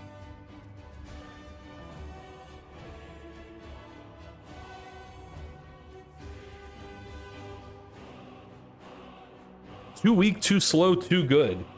Yeah, I didn't see g5. So that's Black's line that gives him an advantage. Is g5 exclam. Because the h-pawn's pinned to the rook's attacked, the knight's trapped. The pawns are all great. The knight makes sense, the rook makes sense. Yeah, so I mean we're in big trouble now.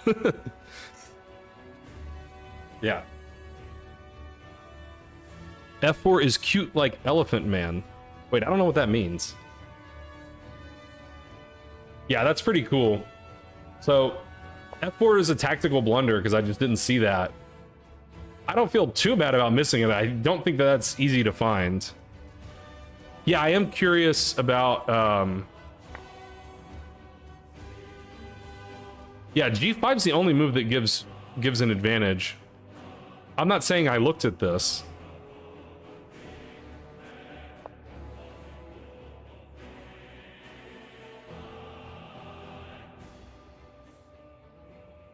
I mean, I don't think I would ever think of queen h2.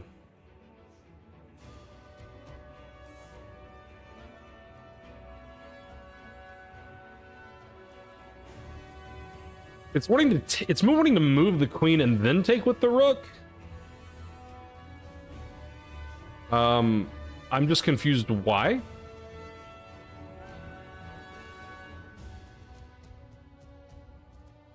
Is there some problem with our bishop and like here or something? I don't know.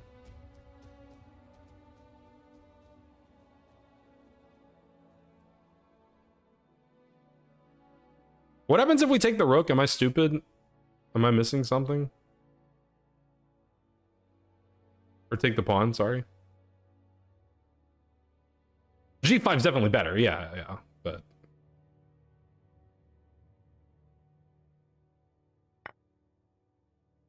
It is this. Yeah, that makes sense. The bishop's overworked. And the queen's overworked. Everything's overworked. Okay. I sort of figured it out. Sort of. So we have to move the queen away from this square first. Then we can take the pawn, and then it's... Yes. Black's position is definitely improved, getting the knight to e5. But there's still a lot going on. So yeah, that was a pretty complicated part of the game. So yeah, I was like so happy with f4, you know, during the game, after the game. Like, I thought it was such a cool idea. I was happy to find it. But yeah, unfortunately, the engine with the cold shower telling me it was bad. Good move partially because it looks like a bad move. Yeah. f4 is a good move because it won the game. It did win the game because he did not find that.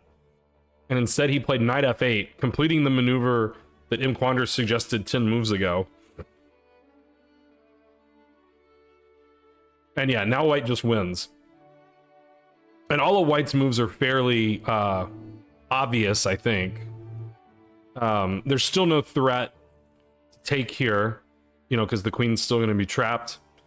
What we do need to address is now, you know, if this is captured.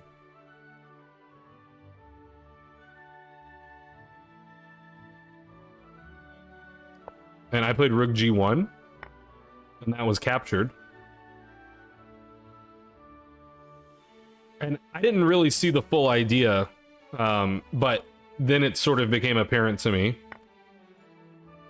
Take the bishop, and yeah, now we're seeing this idea with e5 come to fruition, if he takes with the king or with the queen.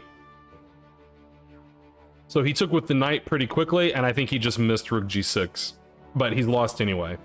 So no matter what he does, he's lost, you know. allowing e5 and e6 is gonna be too much. But yeah, so we trapped his queen there. Yeah, I mean, I will definitely say that while I do feel good about the game, yeah, Black didn't defend great. I'm sure he doesn't feel great about the game. He did play on for a little while. I like the move Queen G5 as sort of the best you can get out of it. Computer wants me to just go back. Fine. I did have very little time here. I was like 4 minutes maybe. I was definitely under 5. I'm pretty happy that I found the best move here, E5. Plus 100 rating in Huntsville when he doesn't have to drive. I believe that. Floor Master is one of the greatest achievements you can have in chess. I believe that too. Okay. Check. I got the G-pawn. I was like, fine, I'll give away my queen for both your rooks. He was like, nah. Took that. And then he resigned here. There's no good move for him here. He can't take the rook because getting mated is bad. I removed the defender there. And if he takes with the knight, then we're just trading into a queen versus rook ending.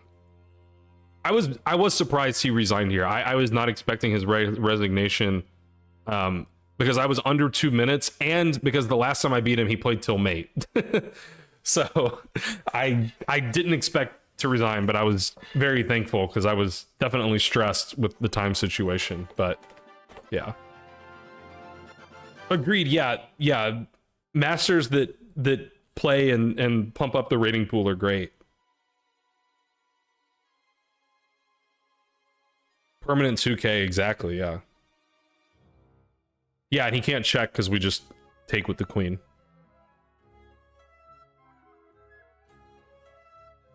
This is the game that I submitted to Feingold's stream yesterday.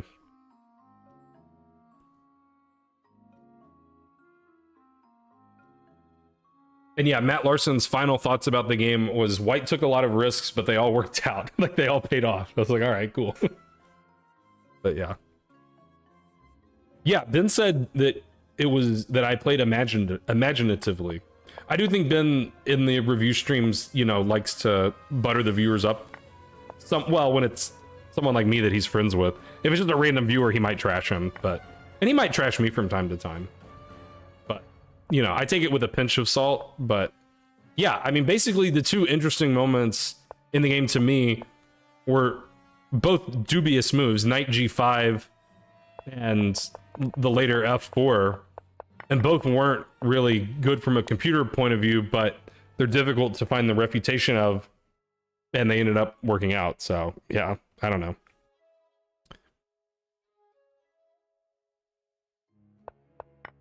So yeah, pretty happy with the game. You know, as complicated as it was, you're obviously not gonna play perfectly, so. Okay, now, interesting situation for round 3. So we go to lunch, we get back, and G70, Michael, G70, don't forget. Yeah, the Feingold review's quick. They looked over the game in like, you know, 5 or 10 minutes. But yeah, so we get back from lunch break. I'm paired with a guy who's from Mississippi, and he came with a group of players. You know, I think there was maybe 4 of them that rode in. Yeah, there were 4 of them that came over together, and they were all late coming. Well, not really late, but sort of late. Like, they came back at the time the round was posted to begin, but the TD wanted to start the round early, I think is what happened. Anyway, they weren't there when the TD kicked off the round. So I'm kind of sitting around waiting for my opponent. And so are 3 other boards, because it's the 4 of them from Mississippi that haven't shown back up. But the TD's like, don't start the clocks yet, we're gonna let them come back. Okay, fair enough, no problem. 3 of them come back. My opponent does not return, and he ends up withdrawing from the tournament for like medical reasons. I don't know exactly, you know, what happened, but So my opponent didn't show up. I got a full point buy, and the TD said that I could play an extra rated game against the 1300 if I wanted to. I always play. I think I've never turned down an extra rated game. I don't think I ever have, but I might be wrong. So I don't really like to go to a tournament and pay money and then not play chess. So I played the extra rated game. Yeah. The face when you're so strong that your opponent passes out, let's see the pings. He was having a good tournament though. And yeah, I didn't really know that, but she is a pretty risky 1300 to face because she played very, very sharp. I didn't know that at the time. I had never played her before. Maybe I would have turned the game down if I'd known that. Okay,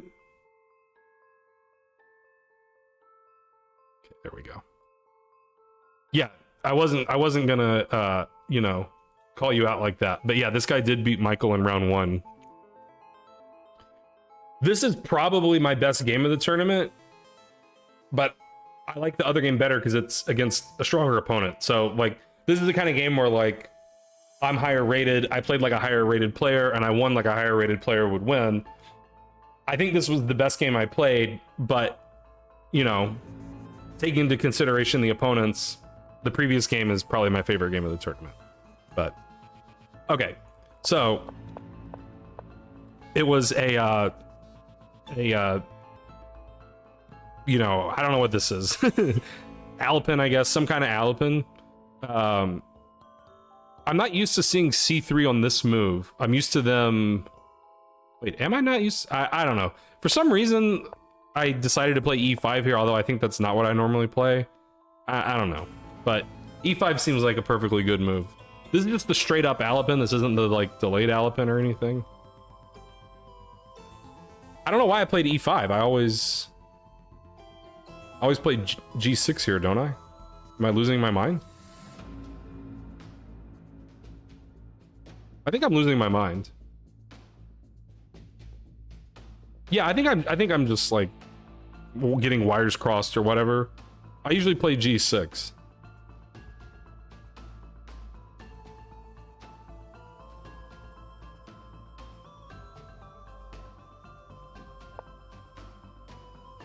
Okay, I've played. Oh, or not, oh yeah, knight. No, yeah, knight f6. I always played knight. I don't know why I didn't play knight f6. I didn't even remember, and even now I didn't remember that I played knight f6. So I don't know what was happening there, but maybe I'm gonna play e5 from now on. I kind of like how this game went. Although, again, you know, playing a 1300.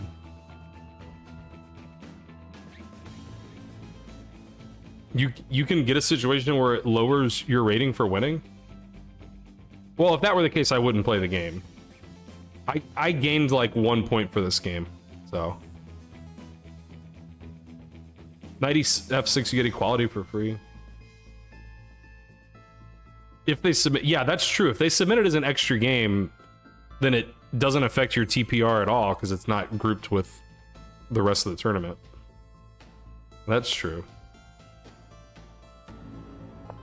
Okay. So, he played super aggressively. And, like, so when we got to this position, I was like, okay, I know not to play knight f6 because knight g5 is probably annoying. So bishop e7 first, then knight f6. And I was like, okay, I mean, knight g5 is nothing. I just castle. She played knight g5 because she's aggressive. That's what she does. I didn't know that at the time, but that's just what she does. And I was like, knight g5, that's a bad move. And it is a bad move, but it puts some pressure on black. So, okay, I castle, no problem. All right. Now, I probably shouldn't have done this. Like, I think I played the best move. And I had some, like, vague notion of, like, how I'm going to defend if she plays in the most aggressive way. But I don't think I really had it all figured out. So this was maybe a little risky what I did. But I thought the best move was d5, so I played d5. And I think the computer says the best move is d5. Right? But yeah, this is kind of a risky way to play against a lower rated and unknown opponent. I saw that she could play queen h5 here. And that's what she played. And like when I decided to go into this, I was like, well, I'm pretty sure I can just play h6 and that's fine. And furthermore, if I can't play h6, I also have knight f6 and I have bishop f5 that defend h7. So like, it's gotta be fine, right? And I calculated for a while here, and I decided knight f6 and bishop f5 weren't as good. And I couldn't find any convincing sacrifice after h6. So I played h6. And that's correct. And I'm right, there's no good sacrifice, and she has to just go back. I think maybe knight e4 is better than knight f3. If I can't, then I'll just... Yeah, I probably shouldn't do that. Yeah. Where's h4? Yeah, I didn't think about h4, to be honest. I assume h4 knight f6 is starting to get annoying, but I don't know. Okay, she went back. How can a 1300 kid not play h4? That's a really good question. Especially when she played knight g5, queen h5. Okay, knight back. She played a move here that I completely missed.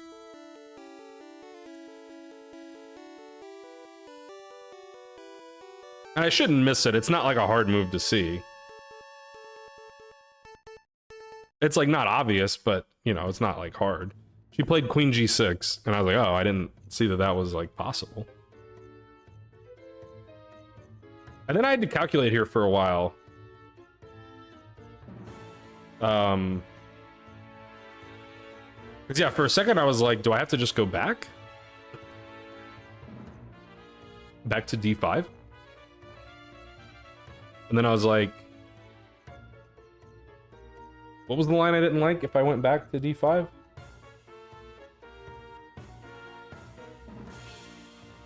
I mean, at some point she can take on h6 and like stuff starts going well for her.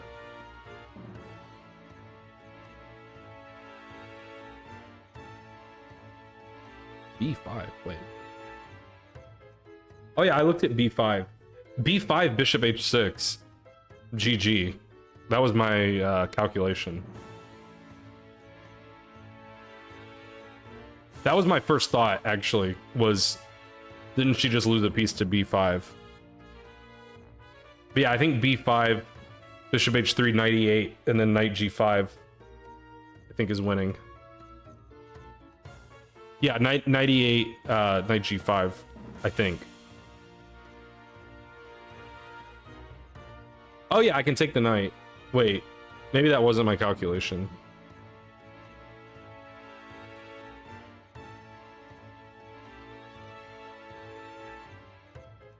It might be that I concluded that it was unclear. To me, it's risky. Yeah. I played knight g4 bouncy style, defending h6. And then I was like, well, this is like more clear, like she doesn't have any kind of threat here. And I'm still threatening b5. Well, actually I'm not threatening b5 because then my knight on c6 is hanging, which I sort of chuckled at when I noticed it. But yeah, I mean, like, you know, her pieces are like, her queen can't live on g6. Like, she's gonna have to go back at some point. And yeah, I can take the bishop if I ever have to. So yeah. She moved the bishop. That's actually what I thought she would play. I thought she wouldn't like that I could take her bishop.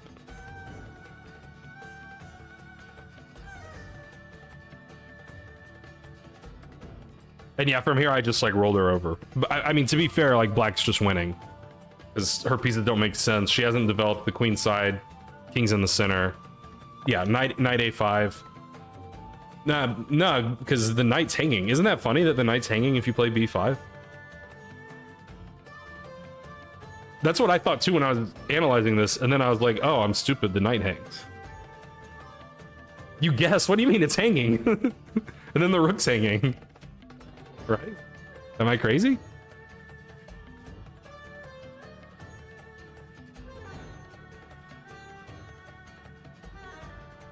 Right, yeah, because the knight on f6 stopped that, but yeah. I played knight a5, bouncing across style. Yeah, and again, like, you know, the queen's in trouble, right? So I don't know if what I played is the most accurate. I mean, I know knight a5 is the right move. She went back. I just took the bishop. I don't know if there's better than taking the bishop. That wouldn't stun me. F5 illegal. If it weren't illegal, it'd be a good move. Although I guess still queen d5 would be okay, I guess. Knight f6, I'm sure I thought of. I'm not saying I remember. Yeah, can't she just take e5? I mean, it is risky to take e5, but she's gonna castle next.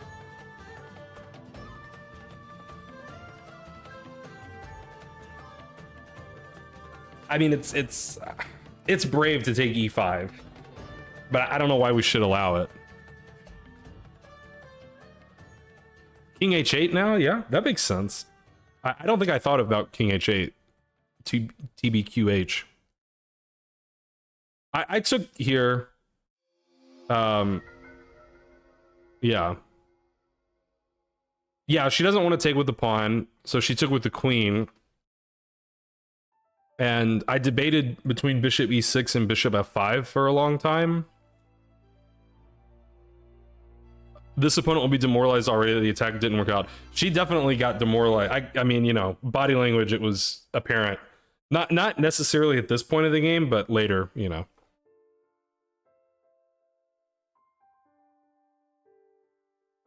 That was my evaluation too, Quander. I didn't think that going after the b7 pawn was, you know, very good. I think the computer says bishop f5 is better. Bishop f5, I think that I didn't like d4. I think that's what I didn't like. Oh, now it's saying bishop e6 is better. I mean, d4 still looks really bad for her.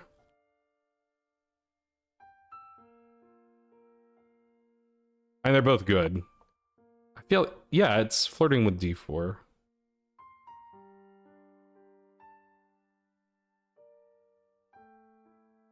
I know I looked at this b5 idea. I don't know if I looked at it here.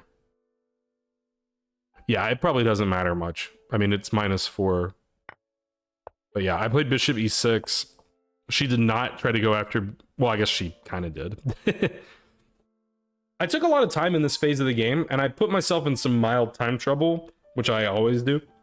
But, you know, maybe I shouldn't. It kind of took me a while to find the move f5, honestly. It should probably be the most obvious move on the board. But for some reason, that didn't really occur to me. And then I was a little trepidatious about playing e4 here, because, you know, it sacrifices the pawn. But, okay. I worked up the courage to play e4, because it looks like it's got to be the best move. f5, queen takes b7, queen takes d3. Queen, yeah, no, that was my calculation. That was my line. Seems good to me.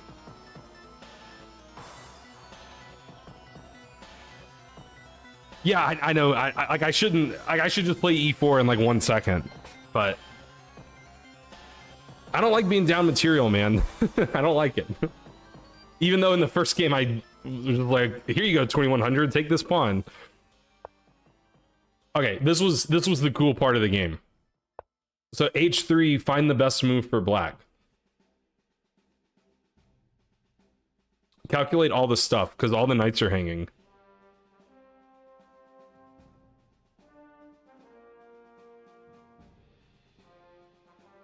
I was happy with this move, and I'm certain that she missed it. Because it's not, you know... When you're playing white, it's not the first move you are going to analyze. Giving away a lot of hints, but... And to be fair, I missed it. I didn't see that h3 was like, you know, an idea. c4, interesting. I thought about c4. Bishop takes a2, grabbing the pawn. Wait, what?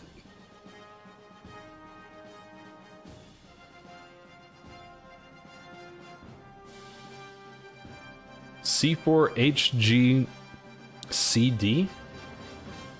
I don't know, man. You're giving away a lot of stuff over there.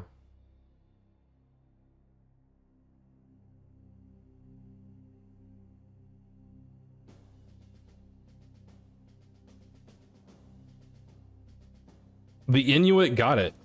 Bishop D5. Once you consider Bishop D5, you're like, oh yeah, that's the best move. Right? Like, isn't that... The computer likes taking on F2. I never thought about taking on F2 for a second. Also, I didn't dig into why the computer likes it. I mean, I guess it's just a desperado, right? That's the point.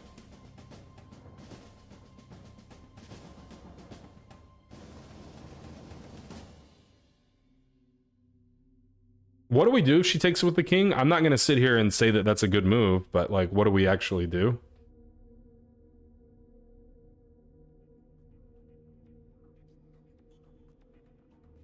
Not convinced it's better than C4. Not... Wait. We weren't giving anything away because we win a knight back. How are we winning a knight back?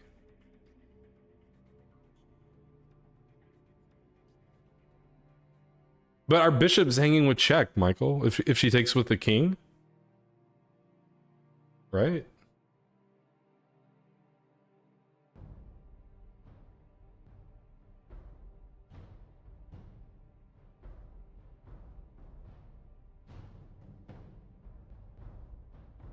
Queen B6 and Rook F6. I don't think I considered either.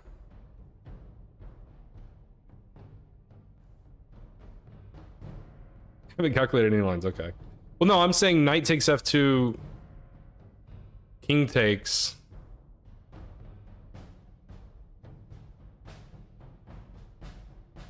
I just don't get, because like, I mean, we're not, you know. Like, the computer says it's good, I just don't understand why. Bishop H4, I was looking at that.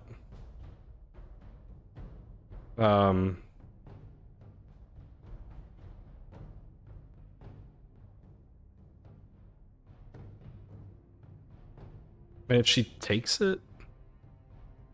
I'm confused. Let me take 3.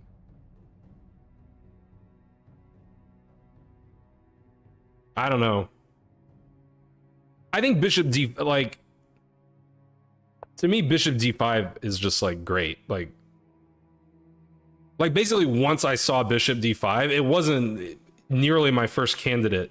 But like once I got to it, I was like, okay, Bishop D5 is the best move, you know? Like,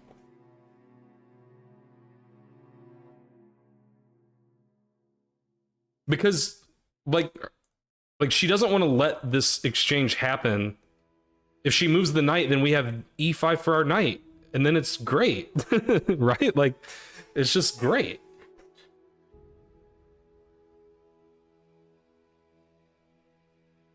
I think the computer does give C4, and I think my plan was just to go back and be like, my bishop's still great. And by the way, there's also some problem with the rook. For example, I can remember the line.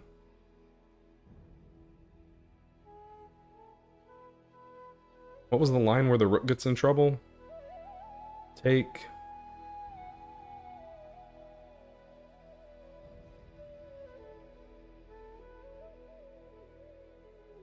Now I can't remember the line. There was some line I saw where I take her rook on h1.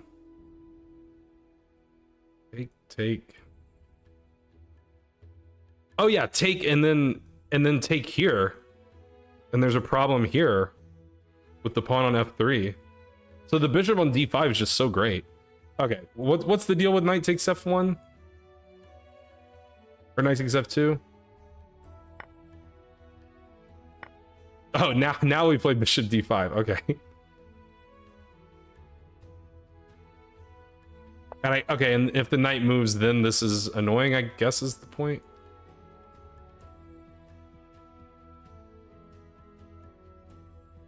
I guess if we go here, we might get trapped.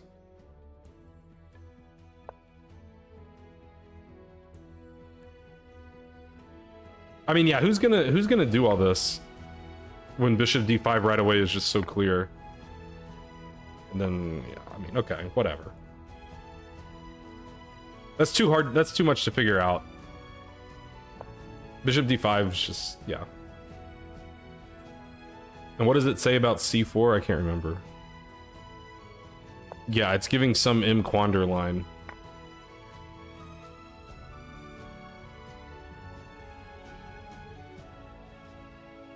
e4, although he said d takes e4. Wait. Oh, that's not the c4 you were talking about? Oh, c4. I considered c4. Unless it was some other position. Okay, I no longer claim to have considered it. No, I think I don't know. I can't remember if it was here, like the next position. But anyway, bishop d5, very convincing. You in here, which I didn't think of at all. That was such a cute move, but like it's not good. It doesn't change the situation. It's just like, I didn't even consider like, let's move the knight to another square where it's hanging. But that was funny. Yeah, now 95 is just like, yeah, no, it's, I mean, I think she's scrambling at this point, you know. This is around the part of the game where it was becoming apparent that she was demoralized. Not knight takes f2? Wait. I mean, knight takes f2 looks more clear here. But look at this guy. Look, I mean, which one of these do you want to give up if you're white? I don't know. I think the computer gives up the knight. But, I mean, yeah, that's getting tough. You want the king? Okay, fair enough. All right. What's the big deal? You want to play bishop h4, I guess, is the big deal. Opponent played the game imaginatively. Yeah, I agree. Like I said, I think this was my best game of the tournament. Like the Lichess grading system thing, if you trust that at all, it says she made 5 inaccuracies, no mistakes, no blunders. Like what can you ask for from a 1300, right? Like I think like she got a little unlucky. Like I played well. Why do people in chat pretend like they'd sack all their pieces, but IRL they'd never do that? I guarantee you Michael would sack that piece. I guarantee you he would do it. I don't think Michael is afraid to sack a piece if he thinks that he definitely has compensation, even if there's not like one clear line. I don't think Michael's afraid of that. But in general, you're probably right. But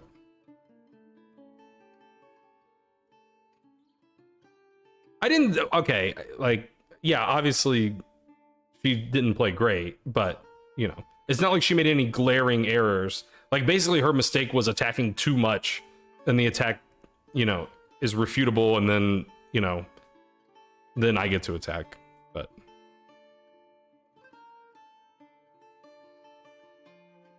Alright, I'm still confused, though. So what's the deal with knight f2? The computer says take with the queen and you're dead lost. This seems obvious.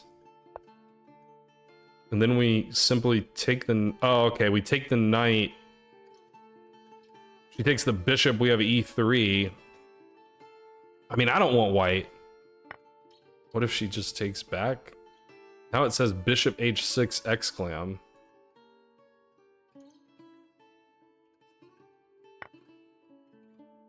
f4. This is... Michael calculated all of this. Man. f4 is pretty good. Who's gonna see f4?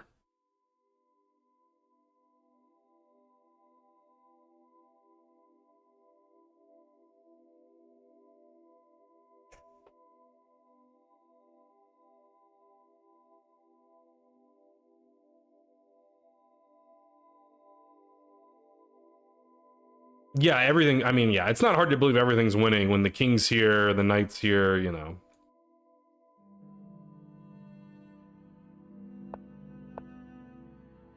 But I did this, I mean, that looks... Taking this pawn is just like... That's not gonna go well. And yeah, it It went kind of how you imagined. I thought she might take here, but it's a bad move because she's opening up the F file. But yeah, I mean, that kind of... Like, she's trying to throw counter punches, right? But yeah, like I said, it's sort of... She's kind of scrambling. Oh yeah, I think here the computer... Oh, the computer wants to go here, which I didn't even, like, consider. This is just too convincing, getting one of these moves. Check. And then again, here I was like, I think bishop h4 might be the best move, but I'm getting like a little low on time. Like, let's just win the, you know, obvious way. Yeah, and the game kind of plays itself. And then she resigned here because she's losing more material. So yeah, I think that was like I said, I think that was the best game I played. The best calculation I had of the tournament.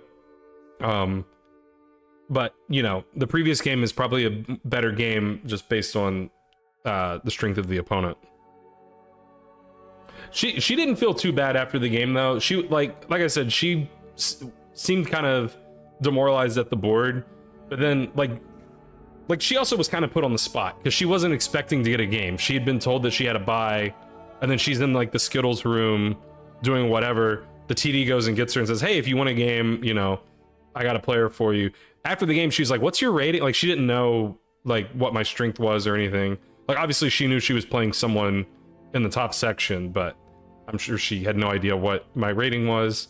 So then, like, after the game, she asked me my rating, and I was like, it's like 1750. She was like, oh, I did pretty good then. I was like, yeah, you did okay. That's good, you know. She gave herself chances, right? Yeah, yeah. I don't think she should feel bad about the game. But teach her the truth of extra rated games, damn. Hello, Cheetos. No, I mean, she put herself in a position where if black makes a blunder, like, white could have been super winning, right? Like I had to calculate, you know, pretty accurately in a few moments. I get to feel good about it, but she doesn't have to feel bad about it. Yes, that is exactly what I'm saying.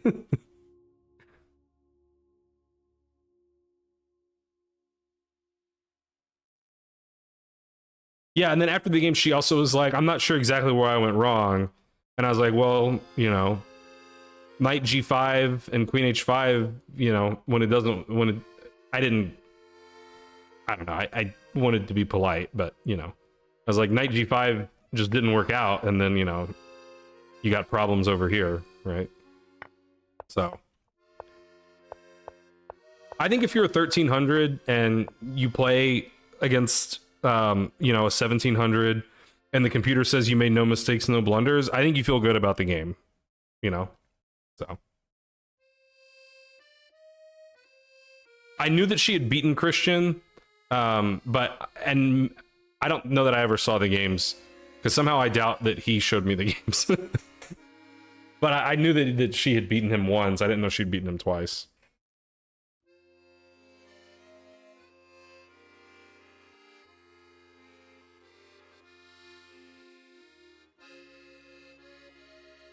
Yeah, so I thought it was funny that the knight g5 thing, if you remember in the second round game, I said, remember about knight g5 for the next game. So, like, I was proud of or somewhat proud of my knight g5 move in this game. And the only reason it was good was because he let it sit there. And I got to play h3, g4, h4. And, like, knight g5 was sort of the theme of both games. But in this game, I let it sit there and it ended up, you know, not amounting to anything. So I don't know. I'm not, like, drawing a conclusion from that. I just thought it was interesting. But okay, let's move to the final game, because it's already almost midnight, which I didn't even realize it had gotten so late. So the tournament situation was a bit interesting. Michael will probably remember more details than me. So there was one player at 3 out of 3, and then there were, I think, 5 players at 2 out of 3, including me. So in theory, any result was still on the table for me. Like if I win and board 1 loses, I could tie for first. And, you know, there's a lot of other things that could happen. And then somehow I got the best pairing of the people on 2. I got paired with a 1600 rated player who was on 1.5. So I'm not sure exactly how that happened, but I'm not complaining. So yeah, that was good for me in a tournament sense. I guess it would have been, you know, in a chess sense, it would have been good to have played someone higher rated, but I'm not complaining. It's always the lowest rated of the odd score group. Oh, okay, so the pairings made sense then. No, because wasn't someone on wasn't one of the like 1600 guys at 2, or am I guess not, because what's that guy's name? Caleb? He won in round 3. Now I gotta remember. Yeah, okay, I guess of all the people on 2, I was the lowest rated. Yeah, because it was Caleb, Sai, Anmei, Michael, and me. Oh, and Steven. So there were 6? Wait.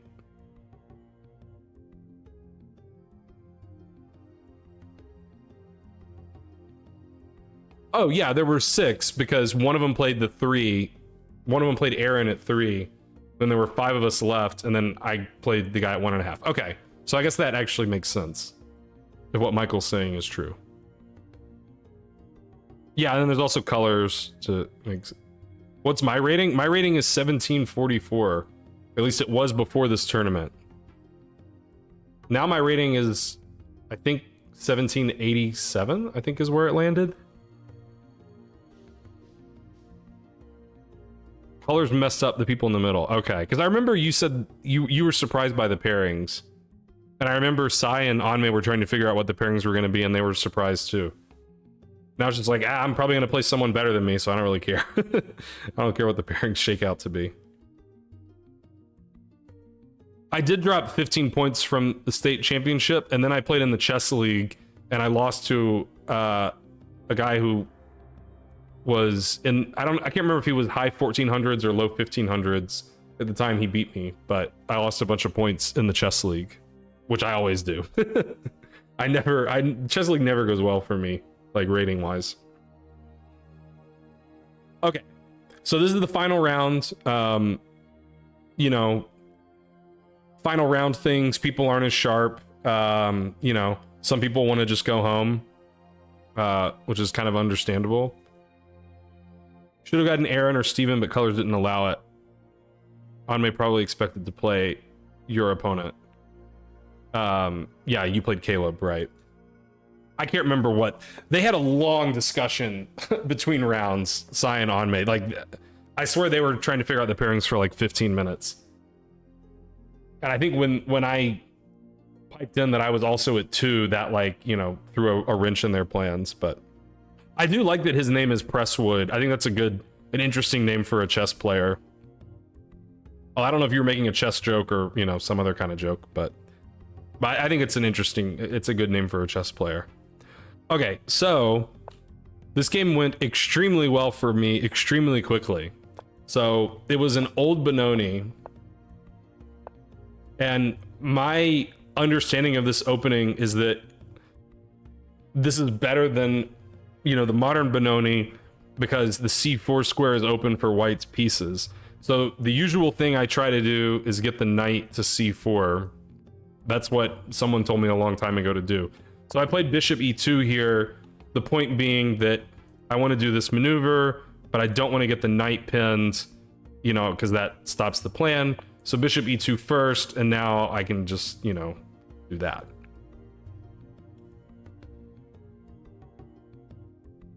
Delver told you those secrets? It might have been Delver that told me about it too. I don't know. But anyway, he played unusually. Not yet. Bishop g7 seems very usual. Knight f3. b6 surprised me. And I was like, b6 can't be a good move. Like, there's no way that is the right move.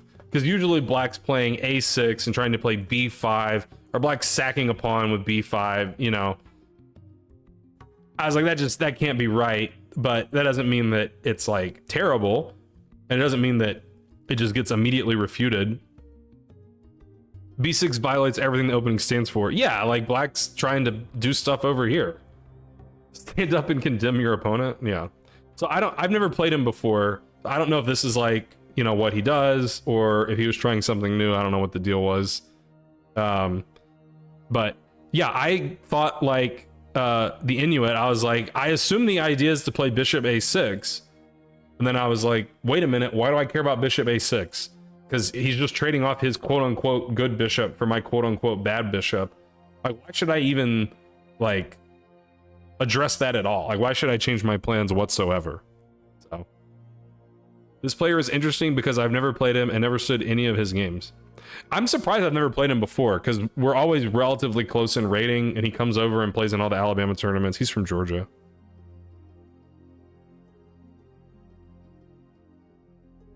Well, yeah, a lot of the players in Alabama are, well, we sort of have two categories. We have kids that are pretty similar to the kids everywhere, I imagine. And then our older players, you know, that have been playing chess for decades and decades, you know, they may not subscribe to, you know, modern opening theory, you know, a lot of computer analysis. They play how they play, and, you know, and that's fine. I guess probably other states have that too, but I think Alabama has fewer players that are in the demographic of like me and Michael, where we're like, you know, relatively young adults that are, you know, more of a modern style of player. I would think California has more players like that, but I don't know.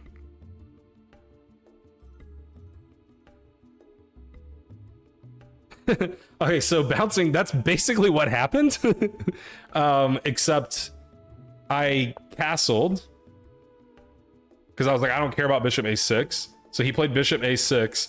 And then here I was like, okay, c4 might be the best move. Like, I thought c4 was pretty reasonable. That's what M. Quander said.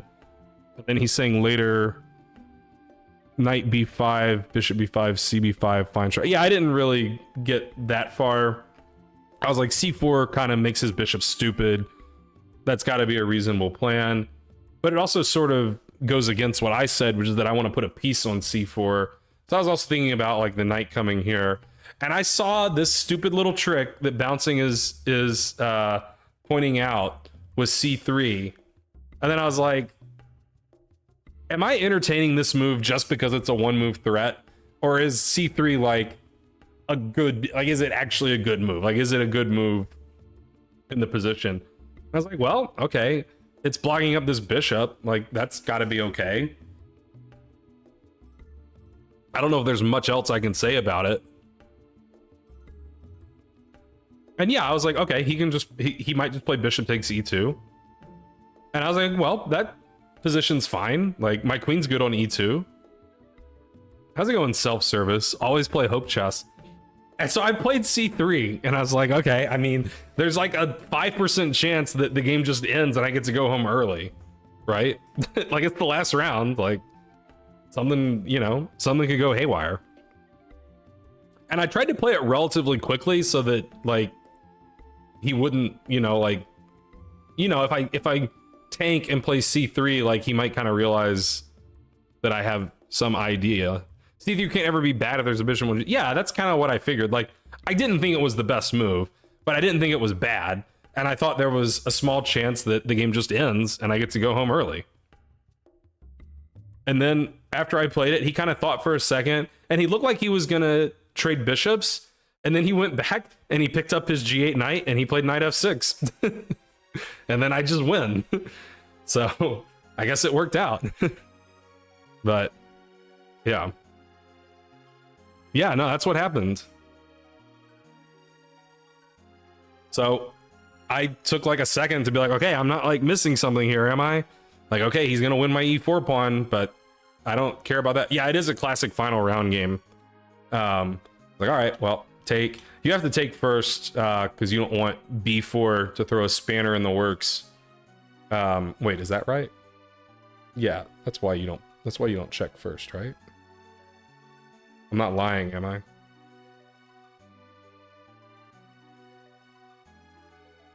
Maybe it was under optimistic. But yeah, trade and then check, and he of course he realized when I like instantly took the bishop. I could kind of see him like shake his head. I thought he might just resign on the spot, but he kept playing. And then I thought he might resign here, like he just wanted me to prove that I saw it, but he kept playing. Which again, I never care about because I keep playing in dead loss positions all the time. Okay. I was like, well, let's just try to simplify the game.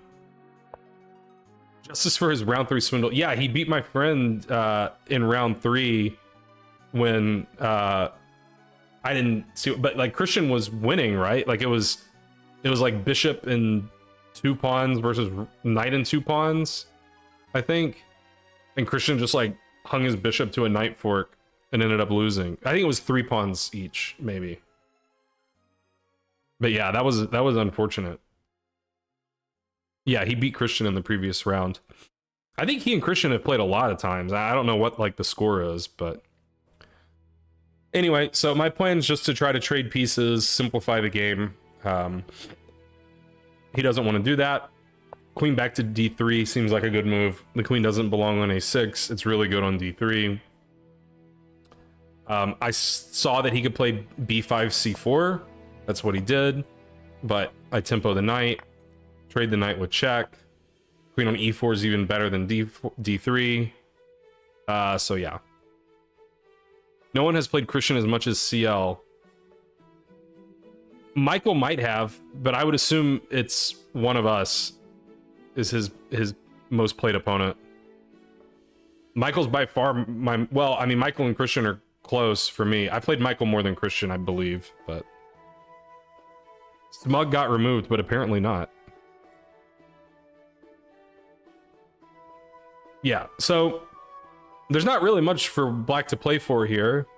So he played for a kingside attack. I kept going with my plan to trade pieces. And he was like, all right, let's trade more pieces. And I was like, great. Now the rook's hanging, so there's no time for him to take the knight. My knight gets to the best square on the board. I've made it to the top 3. Nice.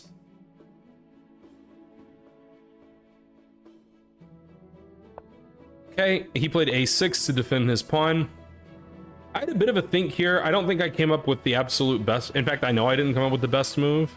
For some reason, I decided that, well, I think with good reason, I decided that his plan was to play rook h5 and go after the d5 pawn. So I was like, okay, let's just pre-defend that with rook d1. I don't think this is necessary at all. I think I should just play f3. Because my biggest problem is going to be if he can somehow muster, you know, the rooks on the h file and this pawn is still alive, then it's uncomfortable. But yeah, rook a d1. I do think it's important to note that white shouldn't check the king because you're just helping black get his rook over.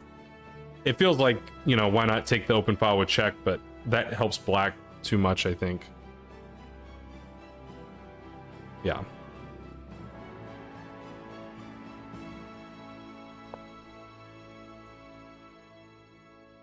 a4 also makes a lot of, I thought about a4. That also makes a lot of sense. Check anyway, trade everything. I don't know exactly what line you're referring to. I like f3 because I think g4 is the only thing that's slightly annoying. And basically, while he was thinking here, I kind of came to that conclusion. Self-service agrees with f3. All right, now I know I'm right. I think self-service is probably the strongest player in the chat. Probably. Right, exactly, Michael. Okay. So, yeah, then I rectified my mistake and played f3 here. Yeah, and then he took, and I took, and he resigned here. Yeah, there's just nothing to play for now. Like, he's gonna lose this pawn. There's obviously not gonna be an attack on the king side. This knight is, like Vindictive said, worth a rook. So yeah, there's just nothing to play for at this point. So I got an easy final round win, and I ended up getting clear second, which was a really surprising outcome. Like, all the other players that were at 2 drew. So I managed to get clear second. Board 1 didn't go my way, so if there had been an upset on board 1, I could have tied for first with 2 other players. But clear second's also good.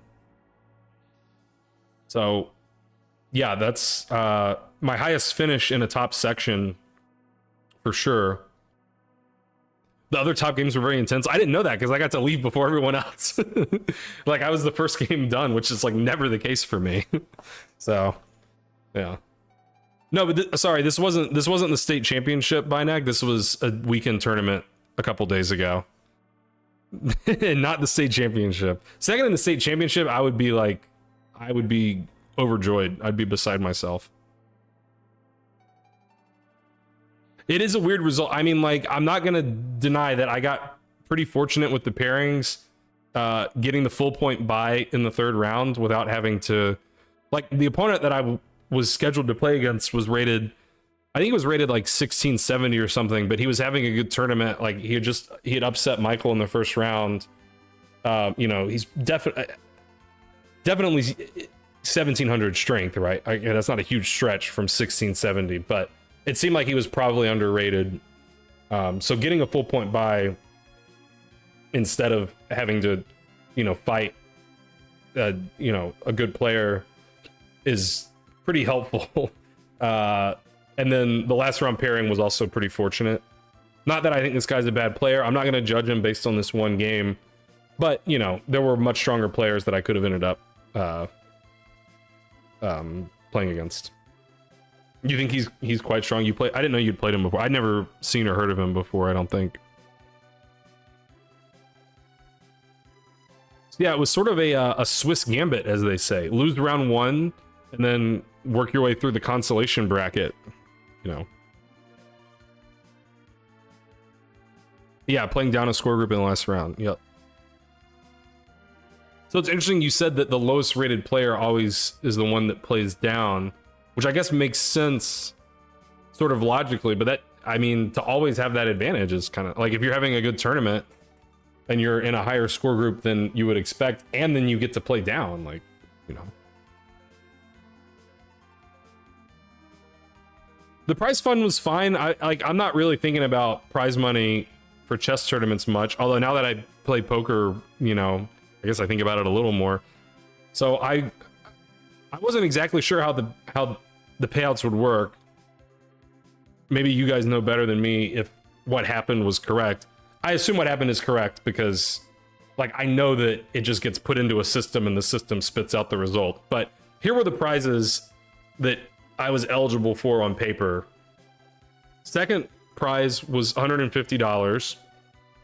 That's the prize I ended up winning. That's the only thing I won. It was 150 bucks. There was also a prize for under 1800, which was 150 bucks. And I was the highest rated player under 1800, but I guess since I won second, then I don't get that prize, I guess is how it works. And then there was also a Class A prize for $150, but I don't know if that means under 2000 or between 1800 and 2000. In any event, I didn't get that prize either. So again, I assume that what happened was correct and fair. I sort of thought I was going to somehow end up with more than just the second place prize, but they don't stack. Okay. Yeah. You only get the highest prize. That makes sense.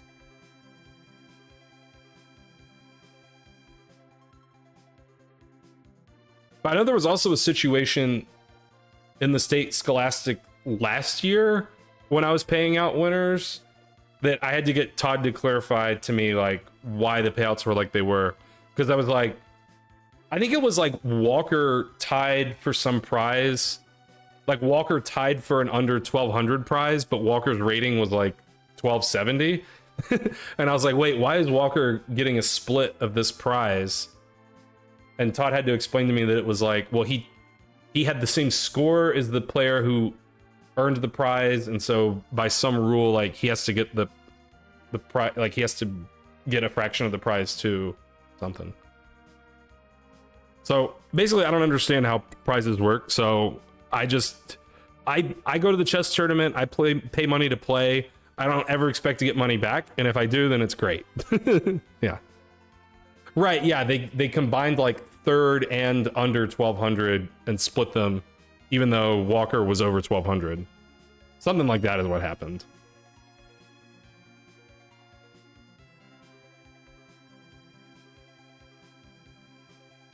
So yeah, so from some measures, this was like my best tournament. Like this is my highest finish for an open section. It's not the most rating gain I've had. I'm sure that it's not my highest like performance rating, and it's not the most money I've won, but it's the highest finish I've had for like the top section of a Birmingham tournament, or for any real tournament other than counting like, you know, quads or something.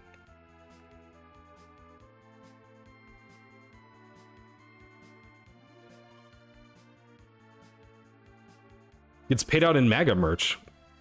That would make some sense. How many competed in my section? This was a pretty small section for, usually he gets more players in this. I think we had 14 in the top section. So yeah, it's not like, you know, a huge field to come in clear second. But I mean, okay, I'm just gonna count the players that were higher rated than me that finished lower than me.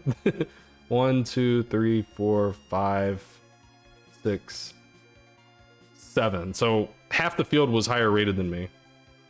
So coming in second's a good result, for sure.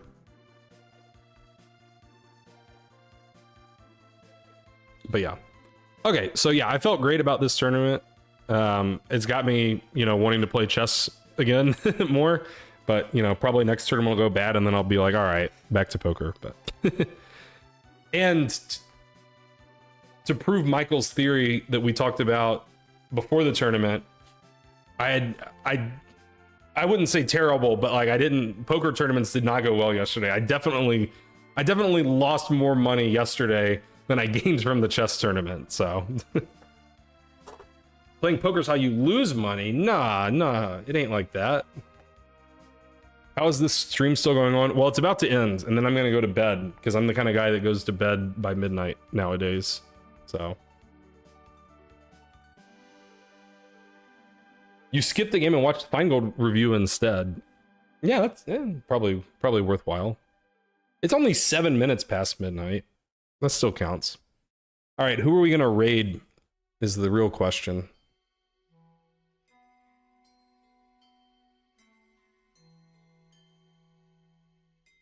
We got some options. Let's raid Joe Bruin. I like Joe Bruin. Everybody likes Joe Bruin. Is CL back? Will he stream consistently? No, probably not. Because, let's see, is that gonna work? It did work. So, I'm still trying to play a lot of poker. And yeah, I still don't think I'm gonna devote that much time to chess. So probably most of the streams that you see of me will be poker, and it'll maybe be like 1 or 2 a week, is my guess. Wait, Joe moved? I didn't know that Joe moved. That does look like a different place though. Nah, poker's great. You guys should watch the poker stream. It does suck that, you know, the delay makes it difficult to interact, but poker's fun. All right, thanks again for being here, guys. Thanks for helping me analyze the games and whatnot. Thanks, Chess Bunzo, for the sub. Noir Viking. We had some follows and stuff. That was all good. Go watch YouTube instead of the poker stream. That's fair. I can understand, like, usually if there's a streamer that I watch for chess and then I see them playing some other game, it's not too likely that I'll watch him. So believe me, I get it.